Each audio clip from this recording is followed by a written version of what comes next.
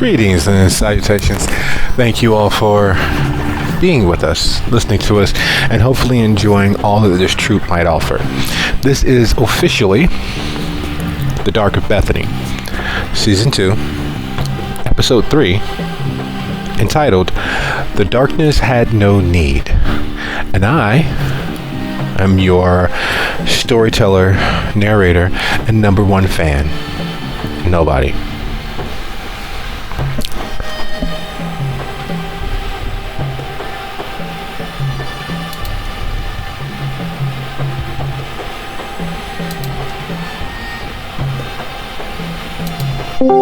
So, being as Joji has volunteered to bring everyone up to breath of where we are and when we last left the House Figs of Bethany, we are exactly 10 minutes before our hard starts. So, dissemble and mingle amongst yourselves for a hot second. I am going to further ruin my voice and my lungs, and I shall be right back as quickly as the cherry dwindles. Enjoy. All right. Sorry about that, folks. It's a little bit longer than usual, but welcome.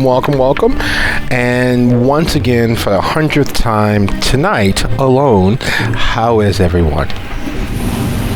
I am making my third fish taco. That's not a euphemism, is it? Totally. Okay. Congratulations. Thank you. I'm very proud of it.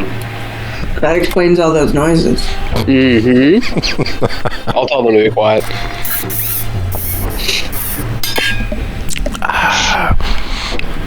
So tonight we're trying a grape lemon sort of powdery mix. We'll see how that goes. This, for those of us who are not aware, and everyone hanging out in the back of the class, is in fact The Dark of Bethany, Season 2, Episode 3, Darkness Had No Need. When we last left the heroes of our hearts, they were beset on all sides, from internally as well as external manifestations of doubts, recriminations, guilt, unanswered, unasked, unacted on moments from their past existences. The children, as we'll call them, besetting them, the creations of their mind and the spiritual, physical manifestations of those in-between moments of their existences. The rumors and gossips and the old wives' tales about children out on the road, the fact of those things, those particular chickens coming home to roost, is what the coterie were dealing with. India and Lita, having made it to the road, were intercepted, rescued, kidnapped, absconded with by members of the Bethany Primogen Council, the Primoger of Bethany, Renee Logan and Angela Rivers, coming at the behest the very busybody and nosiness of Jonathan Connor, who had in fact been monitoring the sending stones that the coterie had been gifted at the outset of their adventure towards the circus, the carnival. And while that was in the offing, Maddie was stolen from her moment, was lifted up out of the darkness of the children's grasp by a fleeing Joji, who sped past Annabelle, leaving her to the warm, comforting embrace of the children, who were between decisions as to what happens next. A realization crawling over her that this, like many other moments of her past, was others choosing to leave her where she was.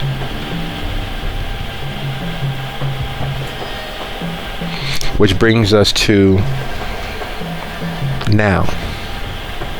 Seconds fractions of seconds in Joji's escape and Annabelle's realization, in Maddie and Lita's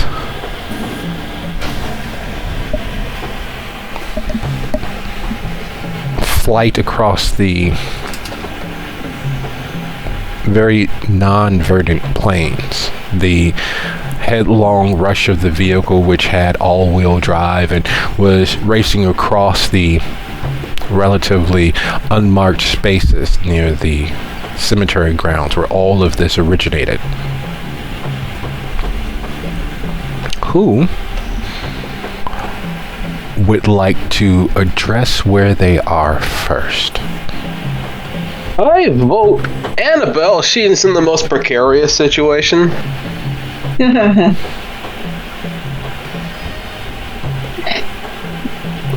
Annabelle is surrounded by needy children, all wanting help. None of them have been deterred by any of her misdirections or entreaties or her attempts to slip away. And she's fucking done.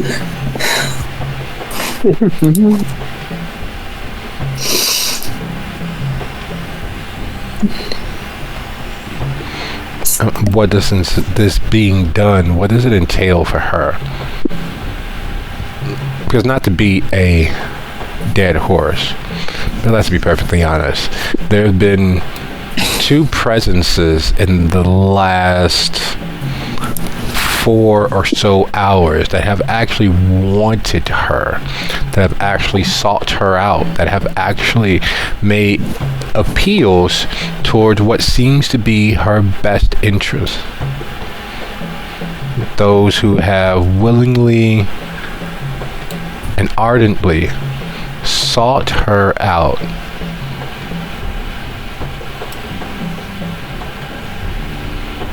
She thought that this group was one of them until they fucking abandoned her. And the other one was in the mirror. It was, wasn't it? Do you remember what that felt like?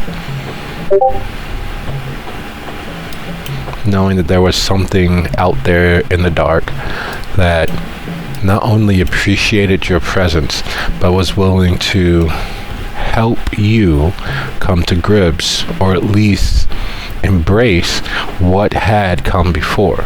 All of those moments, all of those trying segments of your existence, finding the very well hidden passion that was still in your parents, at least for each other, finding what it was like to stand up for yourself, finding what it was like to be okay with not being okay.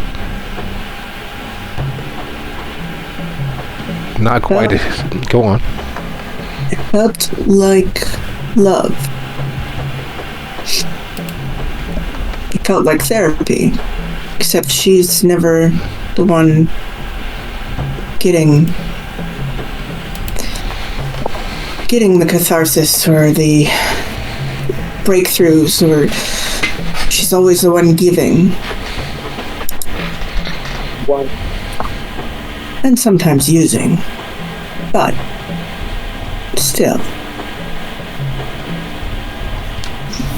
So with this realization sitting there before her, what is it that she contemplates doing, if anything?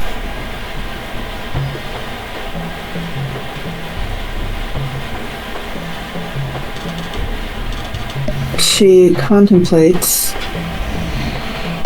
seeing if she can escape via mirror.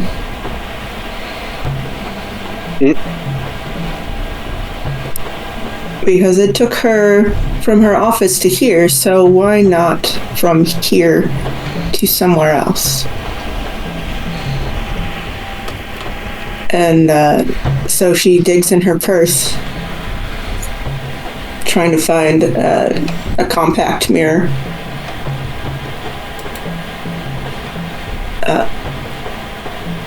And Are we still in complete dark?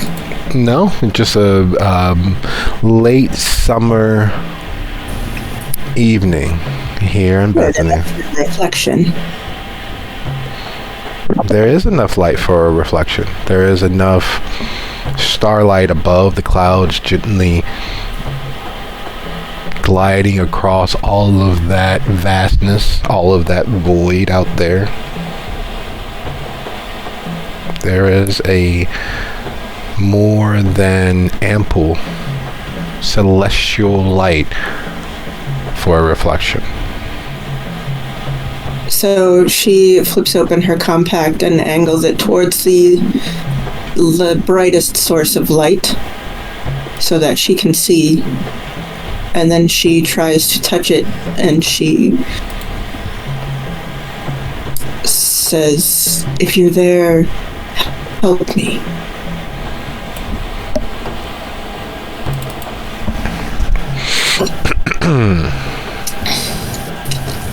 So it's an appeal to that otherness out there in the emptiness of the space between worlds. It's an appeal to what lay there inside the mirror, what's always there inside the mirror.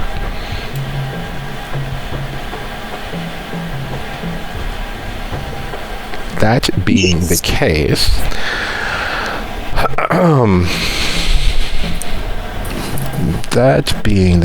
would you be so kind as to, while we prepare to slide further on, your charisma and persuasion roll as high as you possibly can.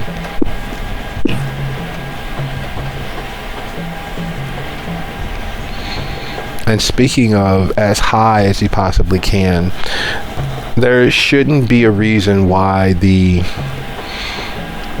road is as bumpy and rocky as it is. Until you really think about it, India, you aren't on the road. Literally, you all are bouncing across the plains, heading back towards where you were. It's as if they have a GPS guiding them towards the other sending stones. So the headlights of the vehicle is literally looking as if it's bobbing up and down as you crest and rise over one small bit of plain, dipping down the other, rocketing slightly on two wheels around another as you all speed along the plains from the road, heading generally towards where the circus was.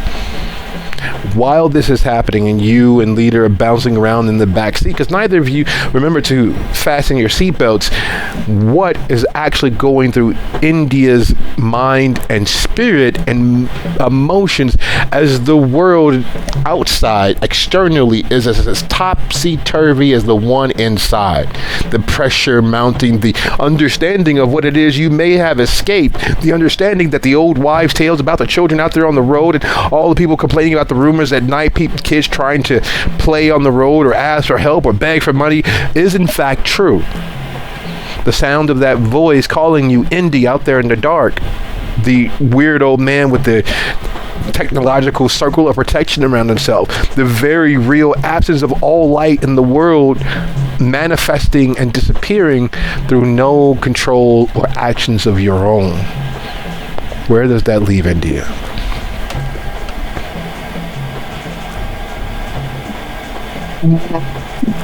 The biggest thing is her repeating to herself, my brother's out there, or is it my brother? Why would he still exist? He's supposed to be dead. I don't like any of this. And then oh shit, those kids. Or they're not kids, are they? And she's like cycling through each bit and piece of what happened tonight, like in chunks, and trying to fit the pieces of the puzzle together so that it makes any sort of sense. But it's kind of difficult because none of it makes sense.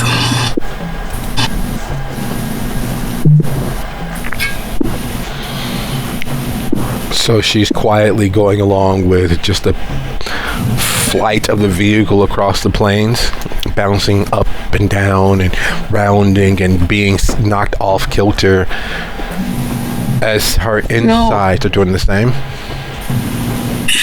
While she's piecing it together, she knows she has to say something. So she's trying to explain to the driver of the vehicle. So we found out those children are real. They're like some sort of weird spirits, and they try to pull you down or hold on to you, and they ask you for help, and you can get away from them, but if you give in, something weird happens. I know it. And they get weird when you tell them no. Then they get a British accent. That is the weirdest shit.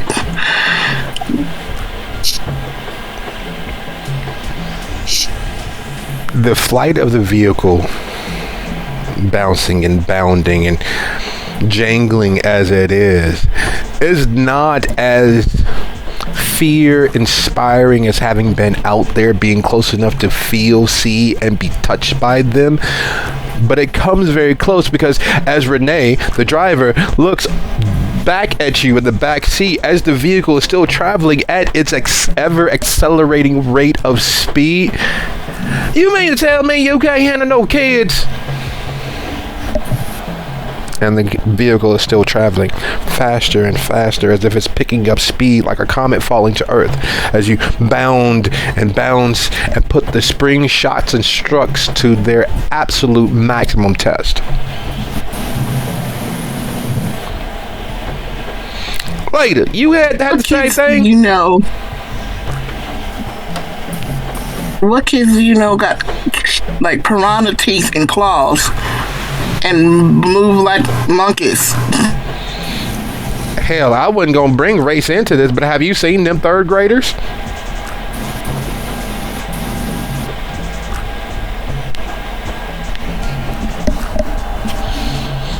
Goddamn elders. Later, you say the same thing. A bit. They were definitely some spooky kids about. And that's the reason why y'all jangled up the spell for the sending song.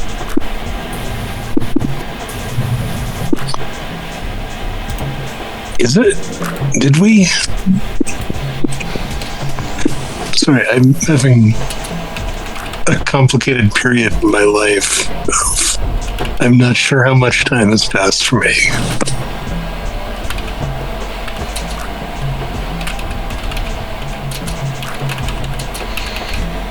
What do you mean you've been having a complicated period in your life? It's just been 4 hours and y'all sent everything into darkness. I don't know what the hell y'all out there. And yes, she is not looking at the road. She is in fact looking over the back seat at you two as the driver of the vehicle.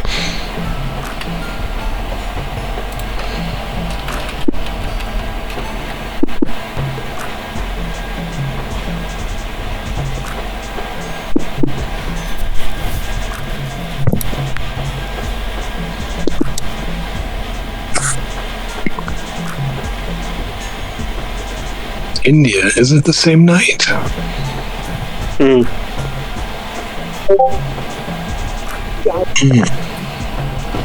Yeah, it's the same night, but I don't know if it's about 4 hours because you got sucked into the mirror and we found you in the lake. Yes, it was. Angie, I told you we shouldn't have pulled up to all these lesser members of the area to go take care of business. If you want something fucked up right, you might as well fuck it up yourself. This ain't no... There is, in fact, a mage of some description at the circus carnival. A mage? Thing. A mage? You mean like a warlock, like Jonathan and Monica and Liam and his girls? No, they weren't anything like us. They were very much kids. I understand other, that. and I kept trying to find out. No, the guy that was running this place ain't want no kid. I think he allowed the kids to get out. So he let loose his youngins and they just filed the teeth and all of that. Well, I suppose that's a reason enough that we can probably get some things together, but we need to find out exactly what happened. And y'all ain't talking much sense. All that hippity hopping. And Cynthia looks at Angela after that. What happened? And she just kind of takes a deep breath and nods because she's going to let it go. She's not going to respond to that one thing that Renee said and focus on the problem at hand. And they also had lions. The lady turned into a lion, and there was a lady with tattoos that moved like pictures. That shit was weird too. Also, I'm pretty sure he was some flavor of a mortal. Well, every mortal has a flavor. I especially like the ones that like to fight back. But we got to get y'all all in there because Jonathan's up in arms talking about how y'all done screwed the peach and how y'all are able to crawl around in other bodies' head and shit. Damn near lost his mind. One of his eyes popped right on out the socket with whatever it was y'all were doing. Less than 5, 6, 10, 15, whatever long ago it was.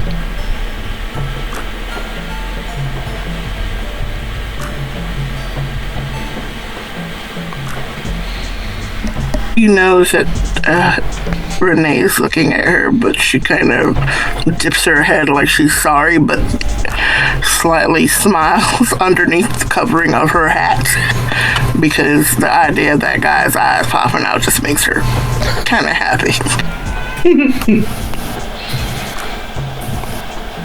Speaking of happy,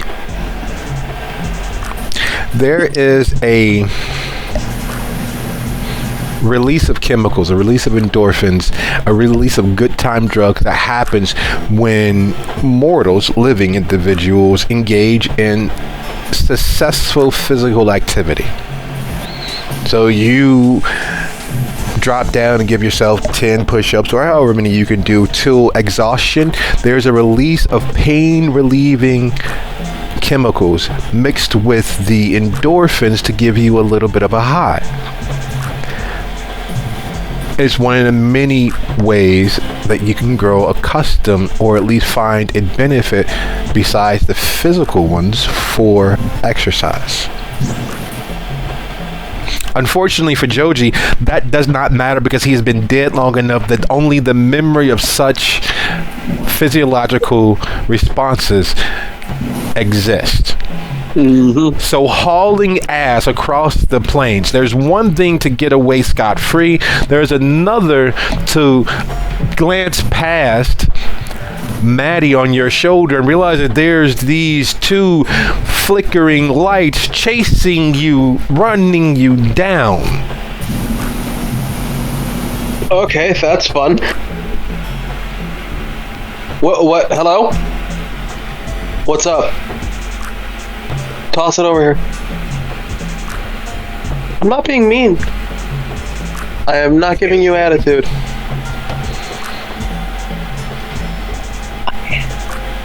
Fuck you, be gone. Sorry, people came into my room. Well, they wanted to see what you were up to and what you were doing. Oh my god. I literally put in the group chat that my brother is a part of that I am in the midst of a D&D session. And he walks in here and it's like, why are you telling me to get up? Like, why are you being mean? Like, what's with the attitude? So yeah, no, I'm being chased down by two, like, fucking light bulbs. These like, you know, I probably do not have the time to rationale, like, stare at them and rationale whether or not these are truck lights or spectral bullshit. No, and now he's calling me. No, get fucked. After this evening is a chance that it may be a combination of the both. That's true. That's true. If that is the case, remembering the children who've been trying to claw the soul out of people, I will, much like a father going to get a jug of milk, get the fuck out of here. Do you begin taking evasive maneuvers as the vehicle seems to be closing on you? Absolutely. Excellent. Would you be so kind to go ahead and roll your stamina and athletics plus celerity -1. All right, stamina. Oh, that's for carrying a fucking handbag, I suppose. Well, I don't know if Maddie would agree to be considering a handbag, but being as you are strapped to him, being held by his surprisingly strong arms, Maddie, how do you feel realizing that behind you is a vehicle looking to run you down? Oh, this is unfortunate. I'm at negative willpower. That's impaired, isn't it? Yes, for mental and social. It's impaired, yeah. Mental and social. All right, mental and social. Whew, all right. So a total of 7 dice. Maddie isn't thinking of much of anything right now. She's just trying to recover from this giant headache that she has been given. Yeah, there's nothing like forcefully reliving the past. One of the many aspects of being kindred is having your intrusive thoughts take on a personality of their own. All of your negative self-talk, all of your darker impulses, your impulse control issues, all of your lack of focus or your lack of want, all of the physiological or psychological aspects of your depression have the power of the blood. So they feel like something separate from you. And normally you understand there's nothing that it can actually do to you. Well, yeah, you may occasionally give in. You may be at your last straw. You may run out of spoons, but there's nothing it can actually do to you. There's nothing it can make you do. It can't make you do something that was not in you to begin with. As a Tremere, that's one of the many facets of control they have over themselves and teach their acolytes. This, however, this evening, these few moments ago, that was outside of you. That was something literally reaching into your darkest moments, pulling it from you and beating you about the emotional and mental head and shoulders with it. And to think, it did so using the form and body of what should be cherished and loved. It used the form and body of the future of humanity, the future kindred children. There's one thing to take it in the teeth when you're fighting someone who's larger than you, whether that's physically or emotionally. It's another thing, however, when what does you in is smaller, weaker, not as smart, not as fast, not as dangerous. There's a different feeling of loss that takes hold. And as the vehicle bears down on you and Joji, and you're seeking for balance, is there anything offered? Any attempt to extricate yourself from his grip? To yell where it is? It's a vehicle that you recognize because it's Jonathan's 8-seater SUV with the moon roof and the virgin leather seats that have heating and cooling functions. The vehicle that he got into a significant amount of trouble in Tucson, Arizona to get because it was a former mafia vehicle.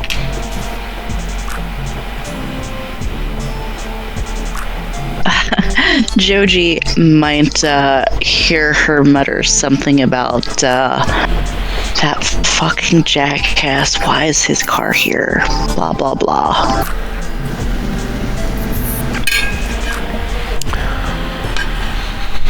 Oh, I see.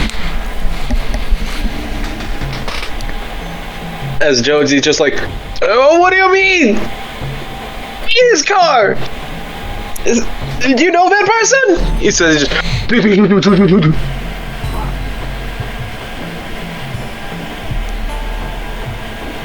Is it a person or is it a weird spirit thing? Is it a person or is it a weird spirit thing? It's a car. So both. Alright. He'll just kind of like... I mean, even if it is a vehicle, if this thing is actively trying to roll me the fuck over, you know? God damn it, Novo! It didn't need to be like this. So as she says it's a vehicle, and you're ciphering through it, you zig when you should have zagged. They zag in expectation of you zigging, and you all meet in the middle as you roll across the hood of the vehicle. Seeing inside the vehicle Renee, Angela, India, and Lita. That kind of slow-mo, confused face moment as he's being smeared across the windshield. Normally being hit by a vehicle, Maddie, is displeasurable. It is a moment that typically has you wanting to rip, tear, rend, and otherwise. This one is not quite so different as that, except for there is a small chuckle as you realize that the indentation that you and Joji make on the vehicle is at least $2,500 to $5,000 worth of damage that needs to be fixed.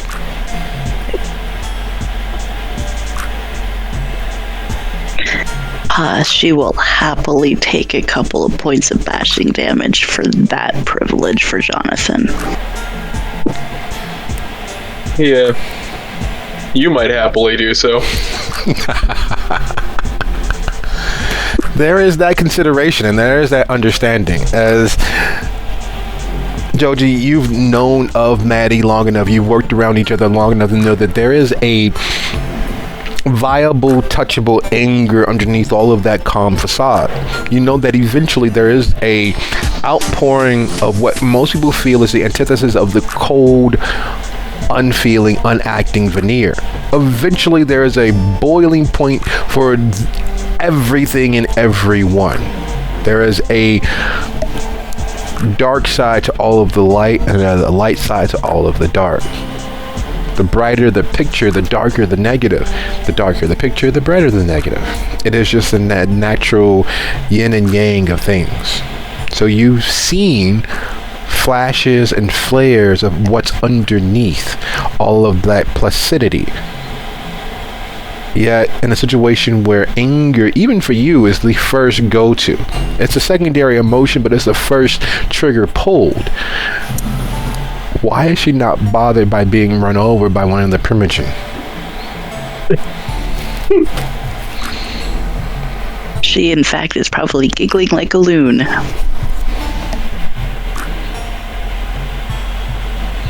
And Renee, y'all running from children too?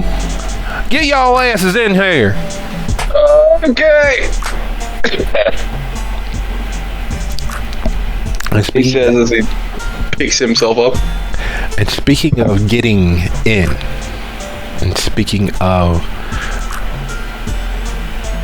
escaping to some place that is not here on this plane, if Annabelle was to put her fingers on a moment of happiness from her past, what would it look like?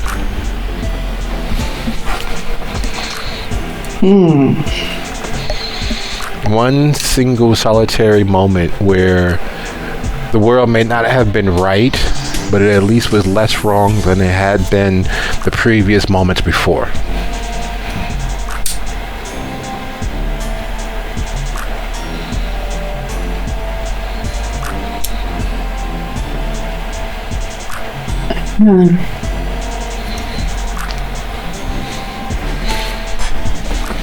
She remembers when she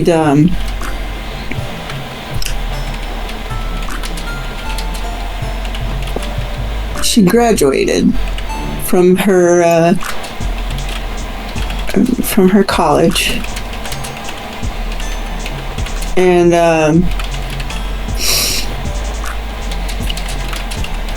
her dad was there in the audience. He was looking at his phone and not really paying attention, but he was there.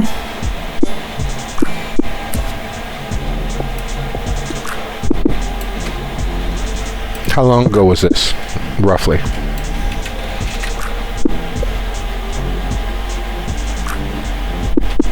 Well, let's see. That would have been undergrad. Probably a good, 20 years ago or so. Oh, which means that him looking at his phone, because he did not in fact have a BlackBerry, him looking at his phone means that he wasn't actually doing work. He was playing a wood puzzle version of Tetris. He was playing a supposedly mind-sharpening game. Yeah, that sounds right. Sliding one wood piece into the next to create an exit for another orange-colored piece of what was at that time textured to be wood, but in hindsight, with the rapid development of graphical technology, and it was clearly not. The haptic functions of the phones at the time, while quite strong for never having experience, by today's standard was at best deplorable. And yet it was intriguing, engaging enough to, as you walked across the stage, he had to do a double take and make sure that it was you before looking back and making sure he didn't run out of time for the puzzle there being played. But knowing that he had given up a day of work, knowing that he had drove down, knowing that he took the time to at least be physically present instead of finding someone to take a video for him. Honestly, he probably just didn't want to pay for a new video camera. Anyway, he was there. He was. You had a moment that was witnessed by someone who was supposed to, and often told you that they did, care for you. You had a moment where you were seen.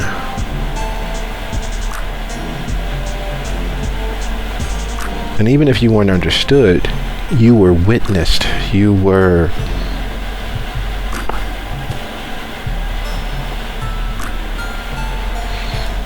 I wasn't alone.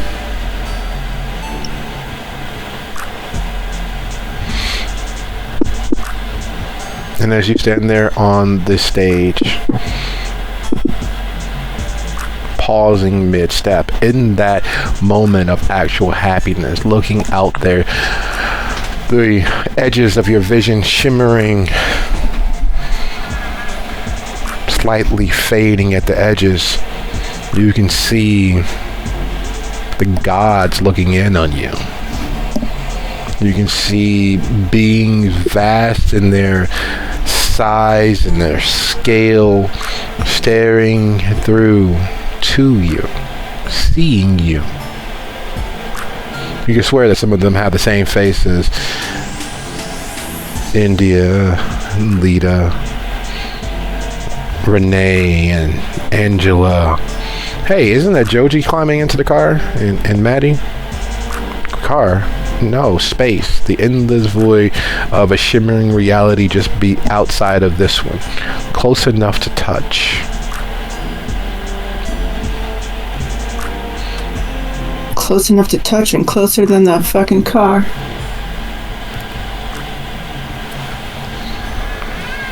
So she reaches out for it And she doesn't pray because she has a God, but she begs for help, for love.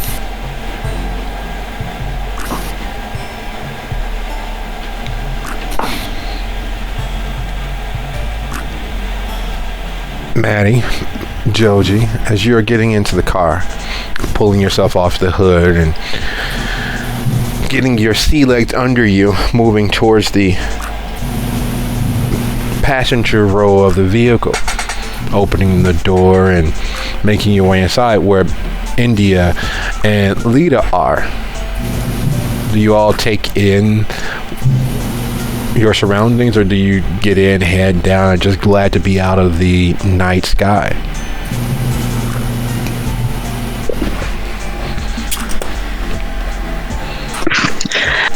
Maddie is probably very happy to not be outside at the moment, but I doubt she's going to say much of anything, just kind of curl up in her little corner. Had day, am done. Yes. Did try.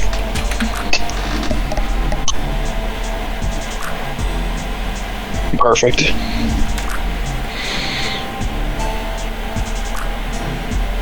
Renee, who's still not looking out the front forward-facing portion of the vehicle, arm over the back seat. Hurry up and get in. We gotta get back. Jonathan's gonna have a fit about what y'all done did. And why was the Stones acting up the way that it did? Y'all done gave that boy a supernatural migraine.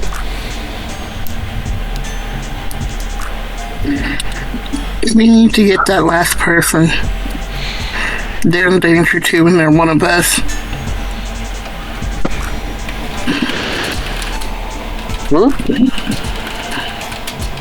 Annabelle, your points. Points where? It's very important.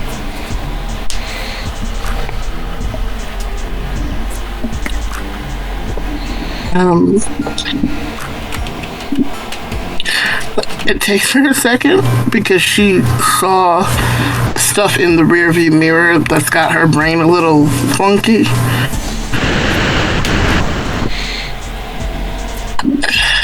Sorry, something was in the mirror. Yeah, we've learned not to fuck with mirrors. As you say this, and India is pointing towards the rear view mirror, Annabelle's hand is reaching out of it. Her manicured fingernails, the hands that you've watched through countless hours of therapy, are reaching forward out of the rear view mirror in the vehicle. What? Shoot it! Shoot it! Don't. That's Annabelle. She needs help to get out. The absolute fuck is that? We tried to tell you the fucking mirror. Okay, well, I'm not grabbing hold of that. So have fun. Once again, abandoned. India is going to reach through the car seats past Renee's head and use the leverage of the seat to grab onto Annabelle and pull. Who has a wit of 2 or higher? I think I do. Lita went. Joji, you're saying?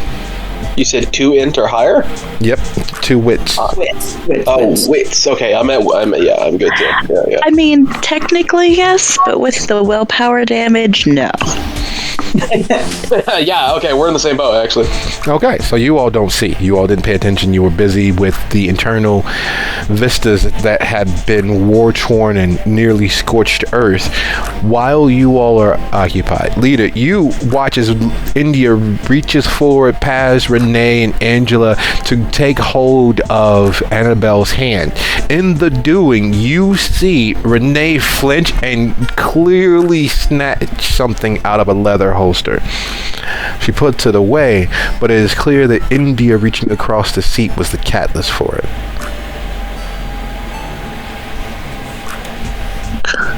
Okay.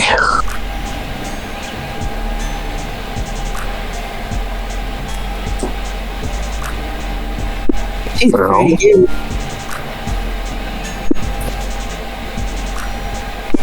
I take the hand that has grabbed my hand. There is a danger in proximity with every facet of Kendra society.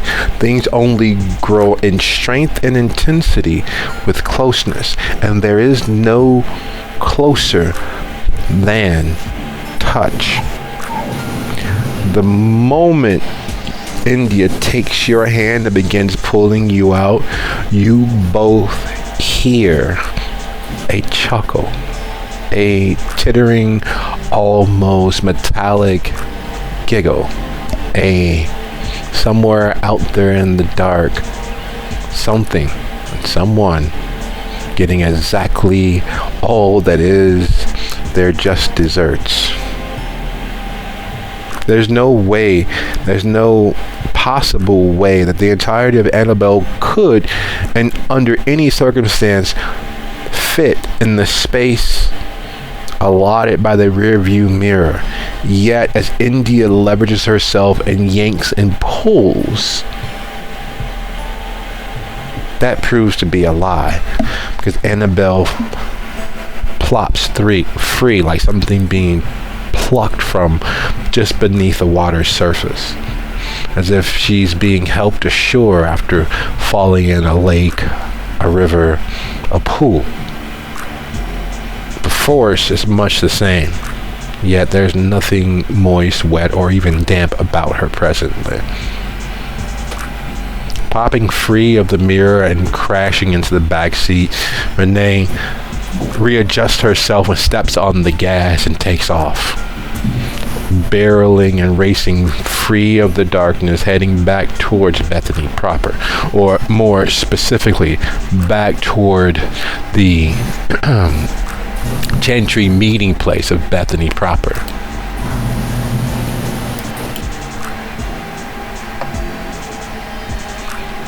There's only so much to do in Bethany. There's only so many places that could even potentially hold the fullness of what was needed in Bethany. And one of those places, the Tremere Chantry there at the Bethany Thriftway, has always been a place of refuge, a place of safety, a place of congregation for the kindred of the Bethany domain.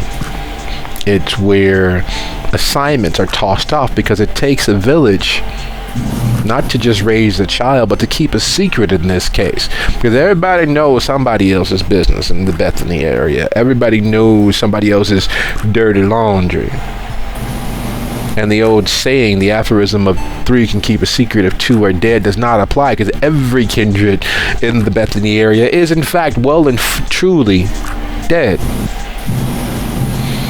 So as you all barrel, instead of taking the road, but barrel across the plain space, dancing around farms and ranches and plantations in the middle of the night, breaking through one fence, tearing across one other line, leaving tire ruts through pastures. You are sure there's going to be a complaint in a up in arms town meeting tomorrow, or someone's going to get mad and call the sheriffs or the BPD or whoever they're going to call and rant and rave at about the kids joyriding through their pasture, through their paddock, across their fences tomorrow. But that's the future Bethany's issue, not yours. As Renee tears up the distance and land between where you all were out there at the Strickland Springs Cemetery and its outlying lands, back towards Wascom Elysian Fields Road, and instead of staying on the road, she literally crosses it like a mad deer on a chase, breaking further directly east from the road towards 9, well, Interstate 9, Road 9, which is another major thoroughfare, but it's better paved, better lit, less local municipality issues to fix and repair. What that means is that you will in fact pass the Leroy Hightower Cemetery. It does in fact mean that you will be not far from the regional chantry where Regent Wolvern holds sway. You're going to slide past, well, just east, taking 9 down from Annabelle's office and business plaza there, until you reach 79, i.e. Main Street. The center thoroughfare through Bethany proper. The major road, the major expressway that leads north and into Shreveport. The lifeblood of Bethany as a whole, and part of the reason why it is as strategically as valuable as it is, because it is in fact a watchtower, a gateway city, though city is stretching it. As you all race north and east across 79, having moments to yourself in the back, Angela reading and watching all of you, her gaze surprisingly shielded. And then occasionally Renee looking back over the seat towards you all.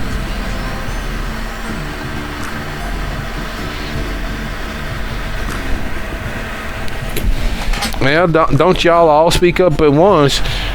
That and there already told us y'all were waylaid by children who could have sharp teeth and were blessed with immortality. And is there anything else y'all want to add to this dilemma? He just kind of pipes up from having to hunker down and very much control himself. Like 3 hunger might not necessarily be as bad as it can be, but when you're on the edge mentally, any hunger is bad. So he just kind of pipes up from where he's been hungering, just what do you want to know? They're weird as fuck. They come out of nowhere and it hurts when they get near you. They turned into lions and got tattoos. Children got all that. What? Yeah, the children that could turn into lions and got tattoos and were magical, like the warlocks. I think the children that popped up were different than the carnies. So we got 2 issues, not 1 to deal with. Potentially, didn't somebody? Wait, didn't your crazy friend mention Faye? Yeah. Wait, you got a friend with them children? Nah.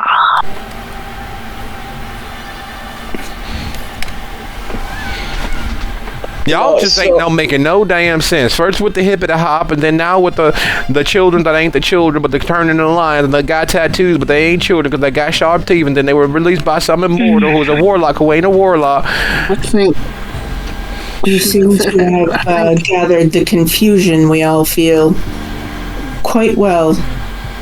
Yeah. So I think the carny. You go on, Maddie. I gotta stare at the upholstery. The kids from the urban legends. Mm-hmm. Them kids out there on 79 south of where Joe G has his place, out past them, not far from the Hutchins. Yeah.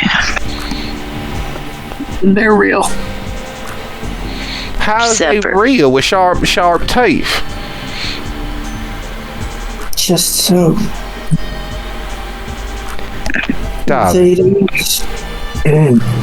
Some kind of spirit, obviously, but not one anyone I know is familiar with.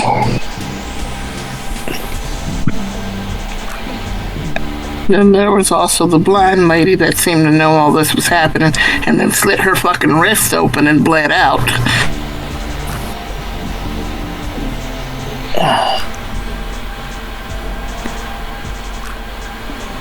Now the lady. that took a walk down the road, she one of the children too? Nah, more like a prophet. I'm surprised you haven't heard about this. I'm trying to hear about this, but y'all just talking nonsense. I really don't care. I'm just trying to find a reason that we can have a bonfire with y'all, because whatever y'all done did with the Sending Stones causing Jonathan to lose his eyeball and Regent Wolverine, the only thing that kept him from slipping across the veil, that ain't a thing that y'all should be doing, whatever it was. What makes you think it was us that did it to the stones? Because he was monitoring the stones and he said y'all done did it, they done opened up, or he was screaming all sorts of craziness. Now mind you, as she's speaking and as she's talking to you all, holding conversational eye contact, moving from one of you to the next, she is literally not watching the road in front of the vehicle. It just, every once in a while, Joji will look up and the anxiety creeps in on him as he watches the road just disappear underneath Tyre with the driver paying little to no heed. Just, how, are you confident to be able to drive while looking back here? It's rude to not to look at who you're talking. And she turns around. Oh shit! You.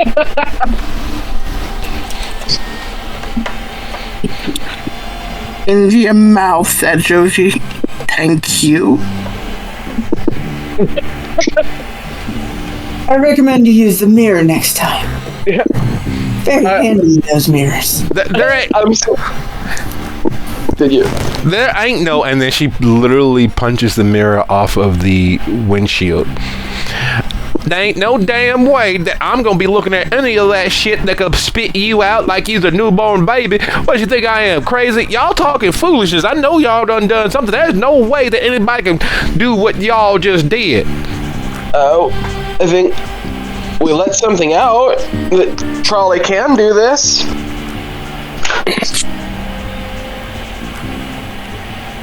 That's about all I know. Angela leans over the seat and pats Joji on his shoulder, just softly smiling, nodding her head like, okay, that's fine, just breathe. Flicks a gaze towards India and then looks at the rest of you all. The thing with Angela, she is typically a calming influence on most of the Primogen of Bethany. She doesn't get along too easily with Jacobson and Jimenez, but she's not antagonistic with any of them. She has found a way, unlike Renee, who frequently calls Michael Mr., and who frequently calls Jacobson and Jimenez Loris, that Spanish feller. Just she says that there's no way that anybody named with that many names and that darker skin could actually be what they say they are. Rodriguez typically ignores her and stays as far away as he can, but Wolverine has been known to bandy wits with her. And we won't talk about how Jackson and her get along. You are sure that if they had access to cell phones with decent cameras and could set up a shoot, that there would definitely be various antagonistically sensual adult videos made with them. It is a definite hate situation between them, but they both seem to get something out of that direct and honest enmity.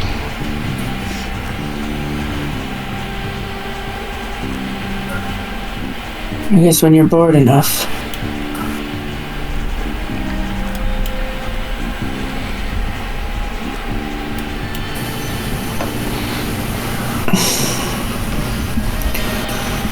Racing along 79, you finally arrive at Rodriguez's chantry.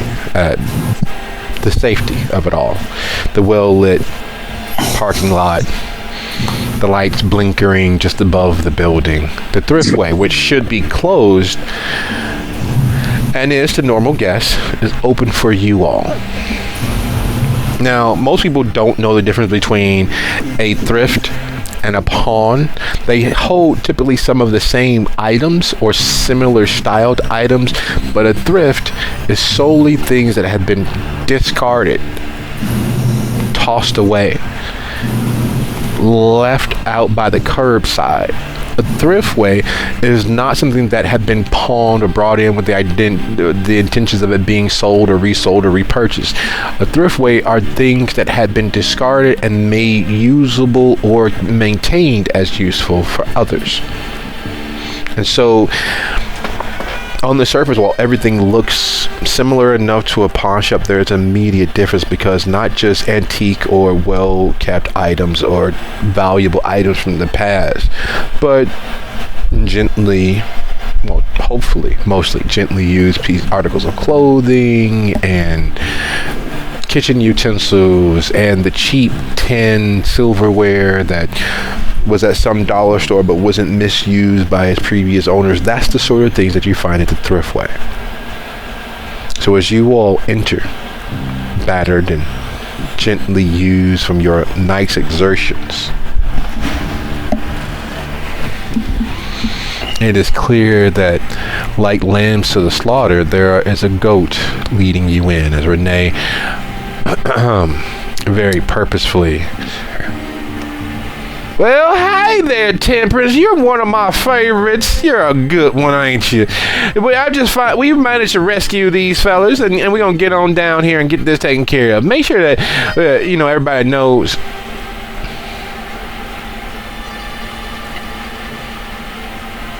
Oh.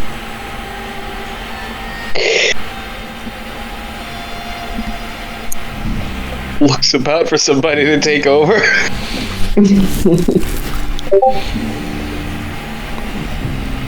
Temperance just lights another Marlboro, frowns, and ignores you all. Indeed, hearing one of the good one's eyes twitches, and she looks at Temperance in a we understand each other sort of way. It is one of the few times that Callie and you have not had a mean girl exchange. Normally, she tries to make sure that her past as a former Las Vegas showgirl, her life out there in the West, didn't make her better than you all. It's one of the few moments where that cattiness is nowhere to be seen, and it is an act of absolute fortitude on display.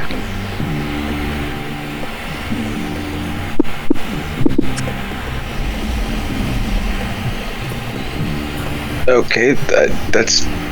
He just kind of muttered to himself. It's more concerning than actually having somebody be rude to me. It's very strange.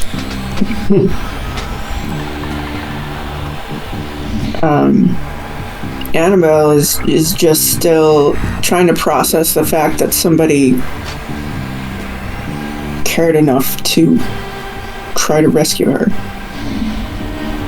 It is, in fact, so very nice when they know their place, isn't it? Come on, let's get on down here and get you all settled in. The supposed prince, Prince Carlson Garcia was a little worried that you all might have run into some badness. So she and her favorite little lap dog, the sheriff from Panola County, they out there doing what you can probably understand what they're out there doing. They can't control themselves. Oh, fun. Means that Regent Wolverine, unfortunately, is probably going to be the one to oversee what's happening, along with that Rodriguez. Y'all got any last words before we get on with anything that I can help offer in defense of your actions of letting us all down as expected?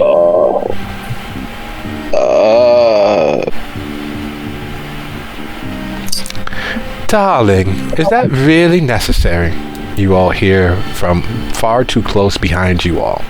There's no reason for anybody to have gotten as close as that voice sounds, but Coleman Asher's very purposefully light touch is there.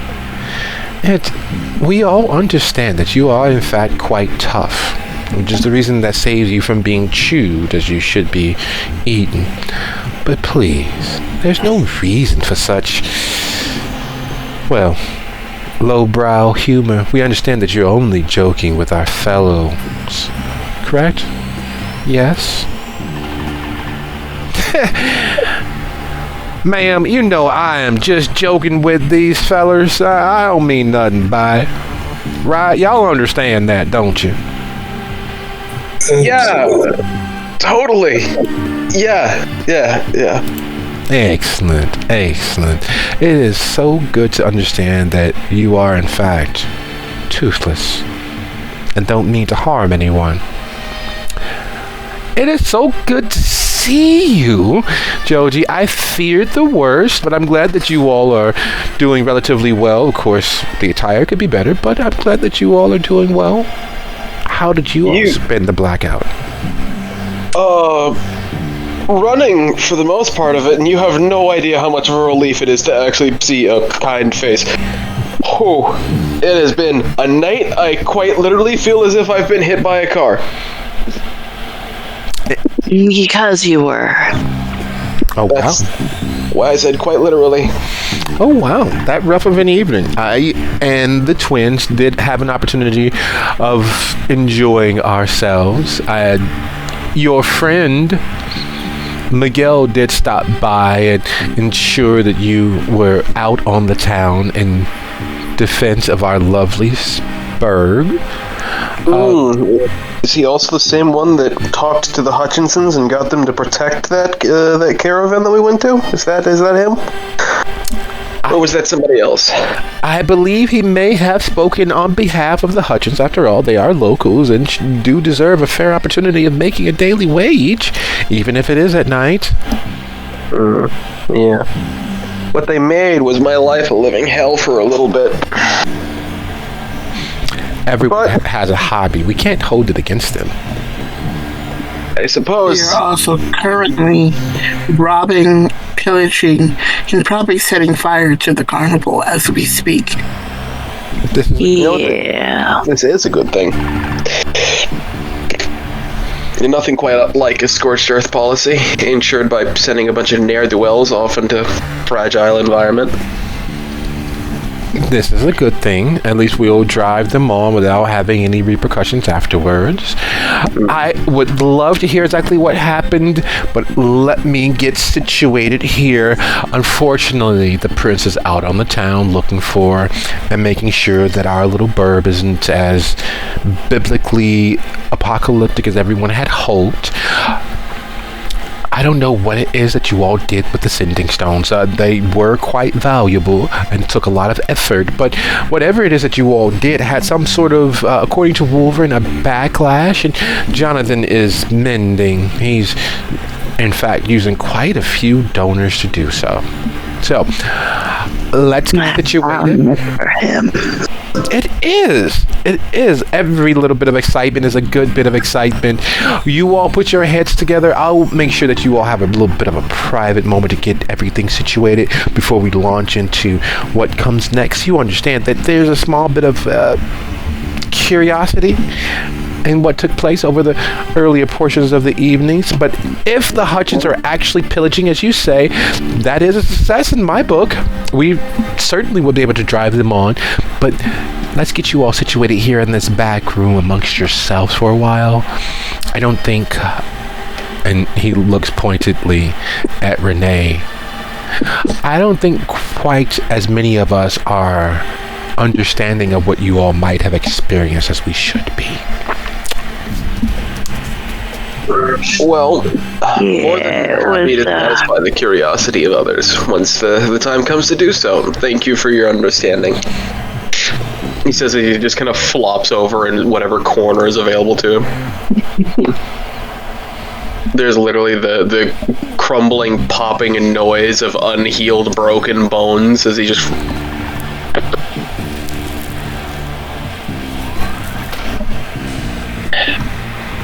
Greatest thing about being a corpse, kids. Physical limitations mean nothing to you. You, looking a little peaky there. Maybe see if you can get a drink before... Oh, that'd be great. Who's volunteering?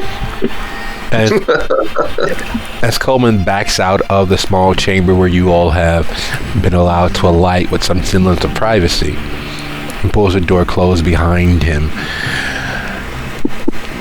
And that's the problem with chantries in general. They are relatively soundproof. They are relatively secure. They are relatively functional. And unfortunately, they are all typically relatively cold.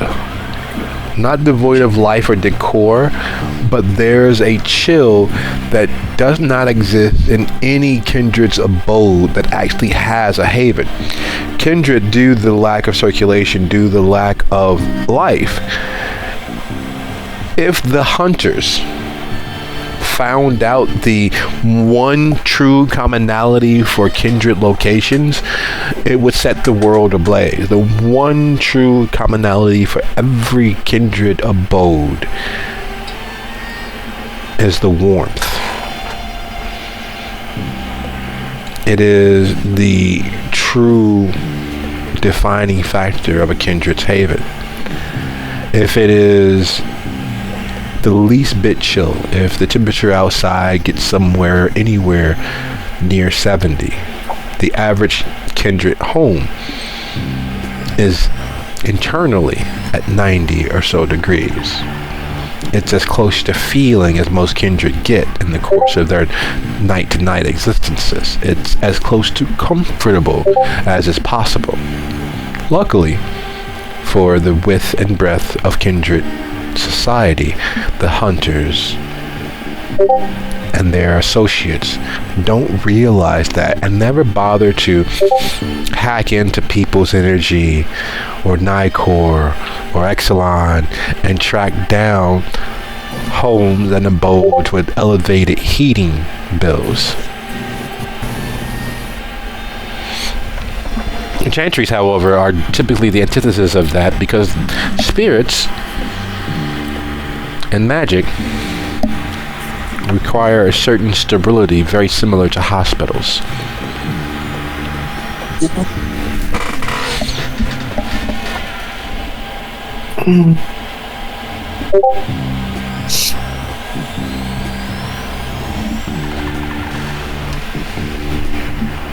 So door closed, privacy assured. How many of you all have a politics of 2 or higher? Ooh. That's...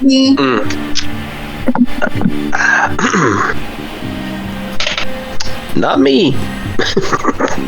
I have one. I got 3. Ooh. Yeah, I fancy. No, that's fancy. Way off in the distance. That's fancy. You're Annabelle. Oh, my bad. By the way, if you're hungry enough... Never mind. Let's start with the politics of 1. Lita, total balance between intelligence and politics?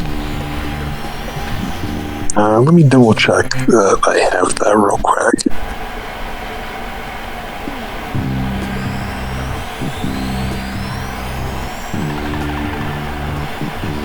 No, I don't have politics on Lita. Okay, well, that being the case, we shall forego that bit of intelligence. We will move to Annabelle. You have politics of 2, which means this is definitely in your wheelhouse, but what is her raw intelligence? I have politics 3 actually. My intelligence is 3, politics is 3. I'm at -2 because I'm impaired. That gives you a grand total of no. This is everyone thinks in the modern zeitgeist that tribunals were these kangaroo court situations where there wasn't any intellectual debate. A lot of it was, in fact, driven by the emotions of the gathered, but there was actual spirited debate during tribunals, oftentimes breaking out into actual physical defense. This is the reason why certain criminals or rude criminals, those who broke the social taboos or mores of their particular environment, were able to escape. They often fought their way free during their tribunals, during their trials, and escaped. This is such a situation. This is not really a come to Jesus moment. If you all don't offer an affirmative defense, it is always easier to pin the evils of the world on a scapegoat, a Judas goat, which is what you all would be. Your supporters or allies doing whatever they can would literally be fighting the presumed guilt. You all did something. It's the sort of situation where you hand your phone or your statuette or your piece of artwork to someone else, and accidents being what they are, water lands on the piece of artwork from a bird flying past or a rain cloud above your head. Your phone chooses that moment to shut down and reboot, or your statuette chooses that moment for the crazy glue you use to put it to a stand to fall free, to not hold. And instead of you saying, oh, that happens, let's see how I can fix it, instead of saying what happened, you say, what did you do? That's the situation you all are in. They're not asking, not truly, what happened. It's, what did you do?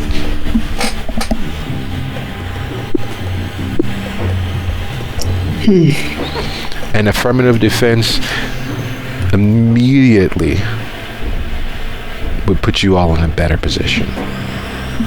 And with that consideration hanging over our head, it is 44 after the hour. Let's be back at 54. Alrighty.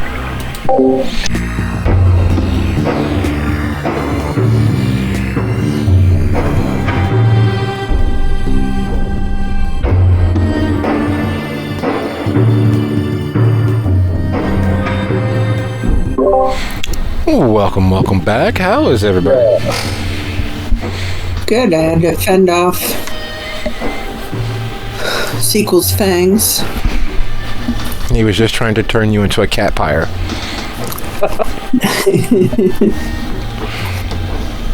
She wanted my cheese. I said nope. And I said nope. Hey, do you know the Smash Mouth song? Somebody once told me the world is gonna roll. Right? So there's a YouTube video of that where it just, when he says, I said no, and then the rest of the song is just the backing tracks and there's no more lyrics. What a concept. I could use a little feel myself and we could all change. Then you start coming, they don't stop coming. Back to the scene, and we hit the ground running. Medium man best to differ, judging by the hole in the satellite picture. Yes, we escaped. Enough of that. Enough. No glory days. Glory days. Always glory days.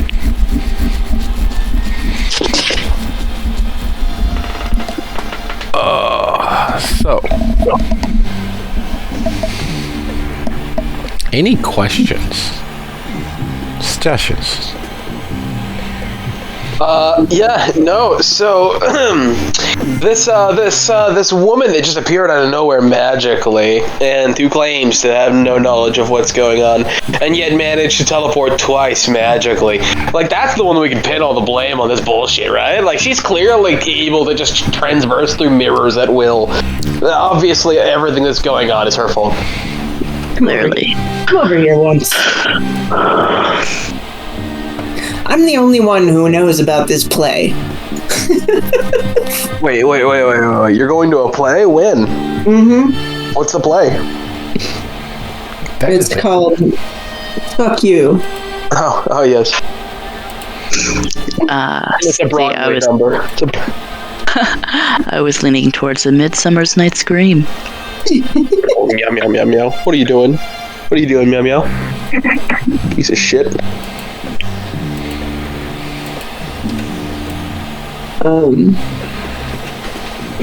Yeah, don't be jealous of my ability to teleport through mirrors, bitch.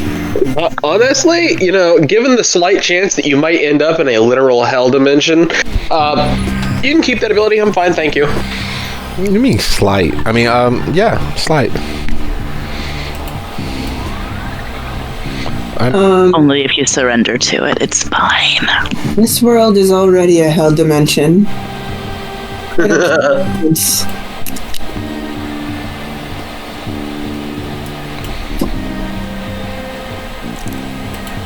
Lita, India, you guys back? Yeah. Yep. Excellent. Back is good. So when we stepped away, the doors were closing. Asher, the Candyman, as he's often called, the Prince of Pleasure for the Bethany area, stepped out of the small, cool, private space that you've all been allotted, while others, Asher, Renee, Angela, and you're sure that he's on the premises if you're not sure exactly where, Rodriguez began having conversations without you. You were told that Wolverine would be responsible for the debriefing. So while you all wait, is there anything you all discuss or plan or notify each other of? Yeah, very much we need to get our story straight. Anything that you all are aware of that might look bad on us? Because I don't think we did anything wrong. Besides, accidentally. But, yeah, that was an accident. We can't well, be first of all, I was not there when you did all of that shit. No. However, we...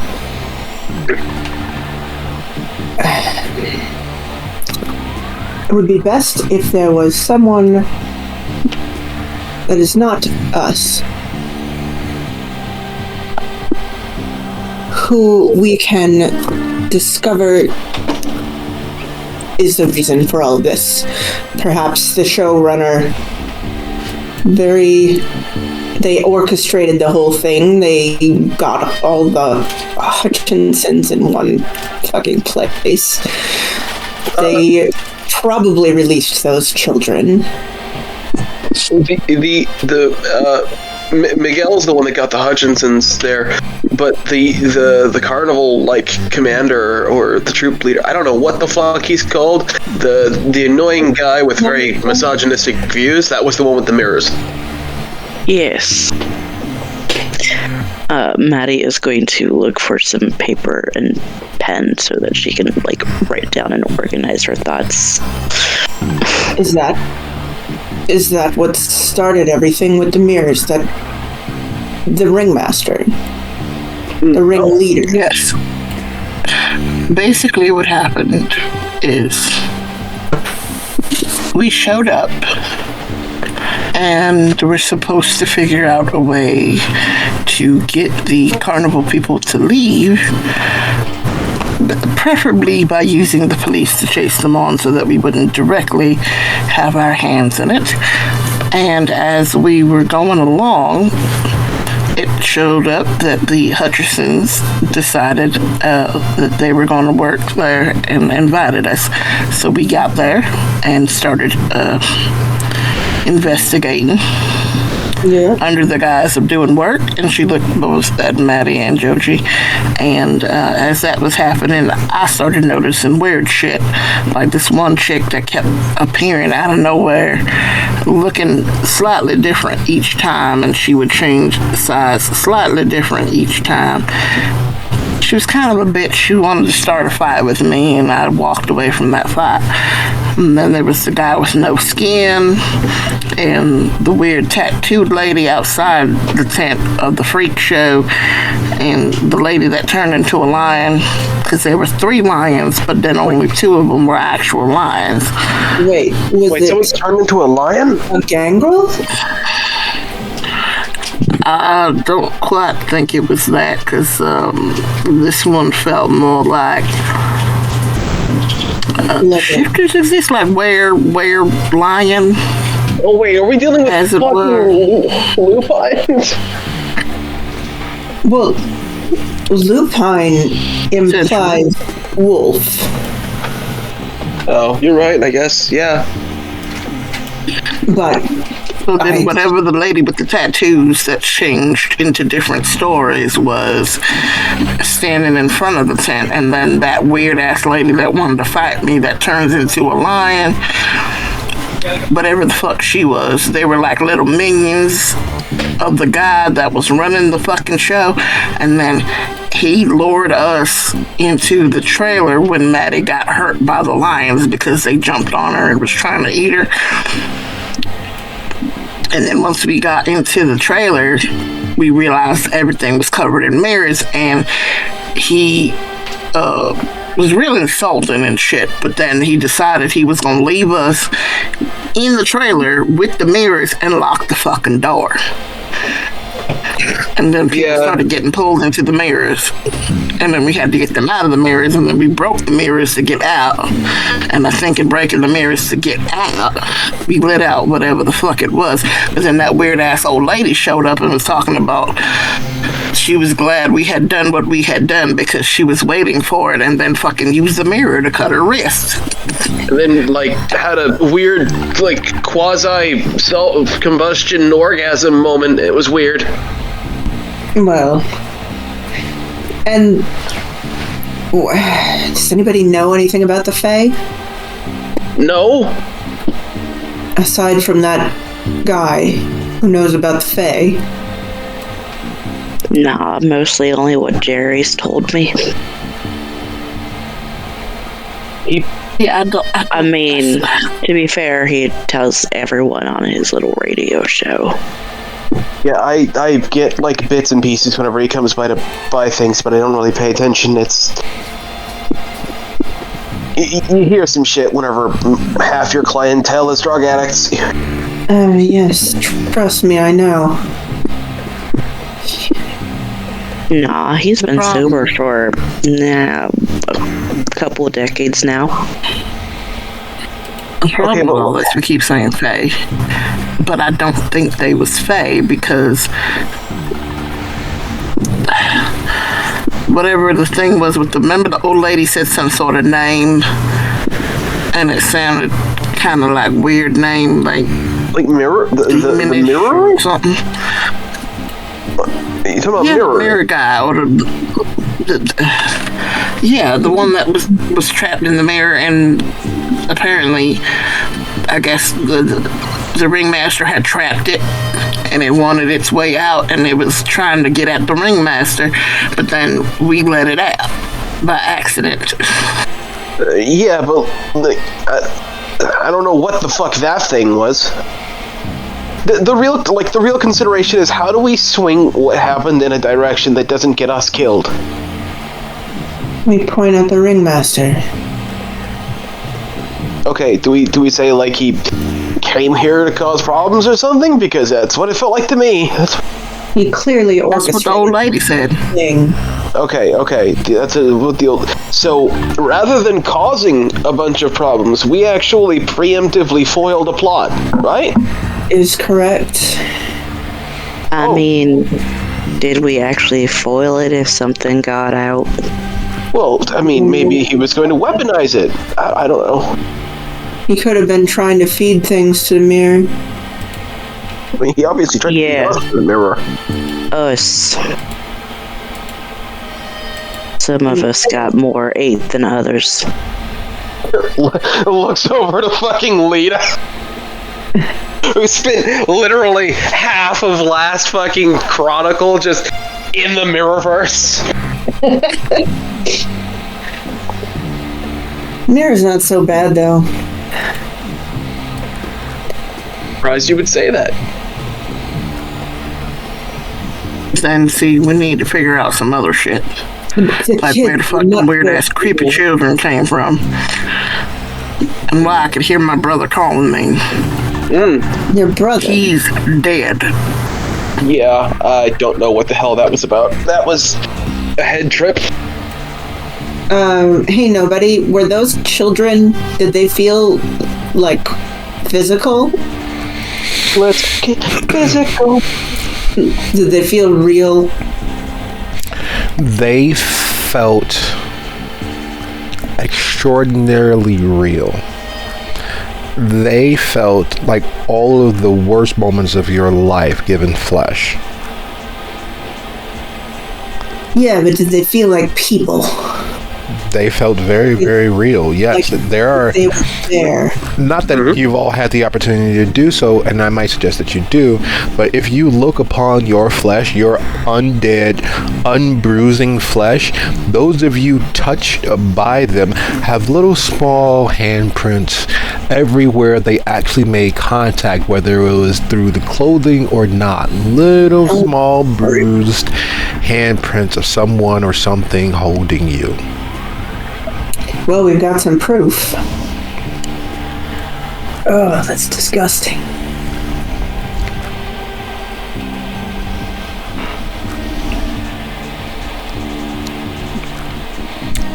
You So all the are children, dead. So the children. they weren't ghosts then. Some sort of demons or fae or... I don't know anything about any of those things. All I know is that shit was fucked. I don't necessarily think it matters what we were dealing with, more specifically, how things played out and who can be blamed for what we were dealing with. Yes. But be prepared for the results of our trial to be cleanup. I would hate every part of that. The more... The worst part is they keep blaming us for breaking them stupid ass sending stones. When we didn't break the sending stones, whatever the fuck cut all the lights off broke the fucking sending stones. But we need to have an answer for that. So, those were related then. The sending stones did something when the lights went out. I wasn't there, remember. You have to send me. It was more like, No, you were there for the sending stone thing. Remember, I told him to use the sending stones to call for help, and then we attempted to use the sending stones, and some sort of weird face popped out. it was Lita's face, if I recall. Damn, you just called Lita's face weird. Rude.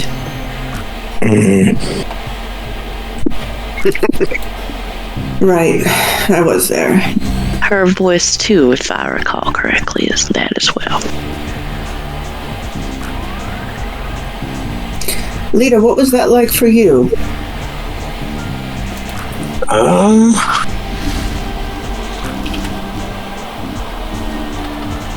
All a bit of a dream, really.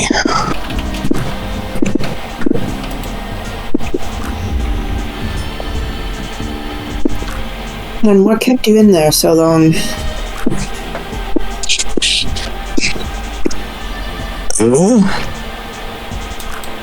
Interesting reading.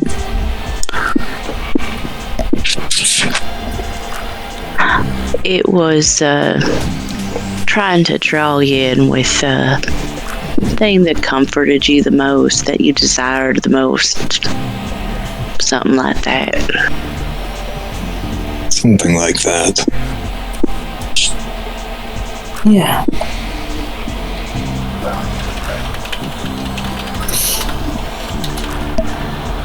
I didn't see Lita when I saw the face. I saw my brother. And then I saw Joji reaching for the face, and I tackled him because I didn't want him to get sucked in. Yeah, thanks for that.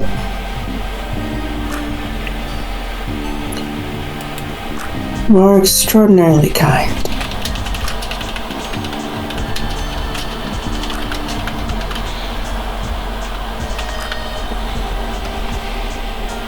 So,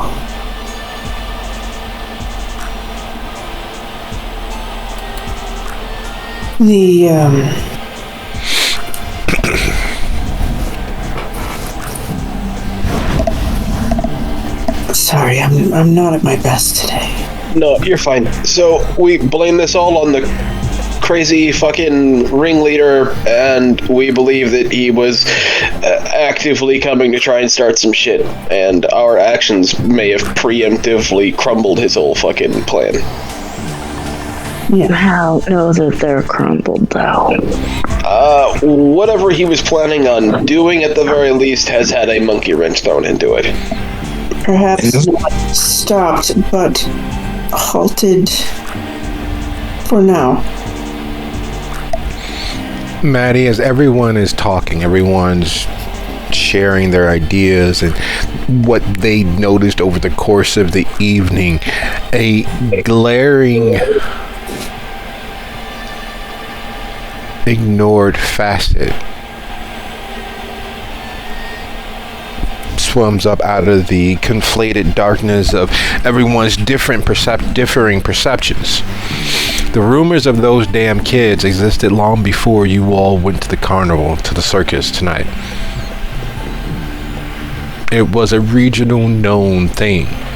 There's even, not that you've actually been, but you've heard a few of the folks in homes you've worked at, the kids, the teenagers, the college age, younger folks talking about the websites where they're documented or at least cataloged stories that have occurred with those damn kids.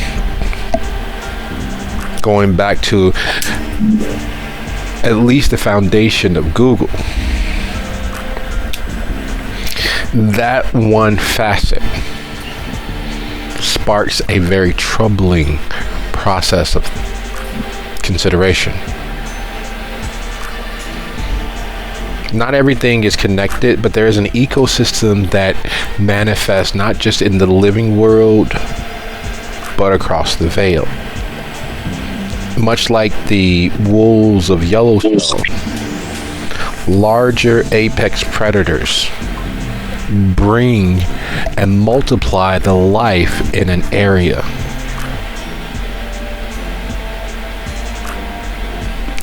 The longer the wolves exist and multiply through natural selection, the more bountiful and healthier and more dangerous Yellowstone has grown. The very first night, this mirroring is free of whatever imprisonment they had in the area, and there's a true full manifestation and onslaught of those damned kids. 1 + 1 = 2, but 1 and 1 could be, well,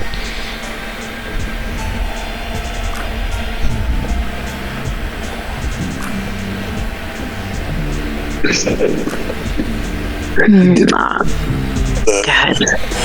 did a test at the carnival and something had disrupted the shroud. The ethereal balance between the living and the dead.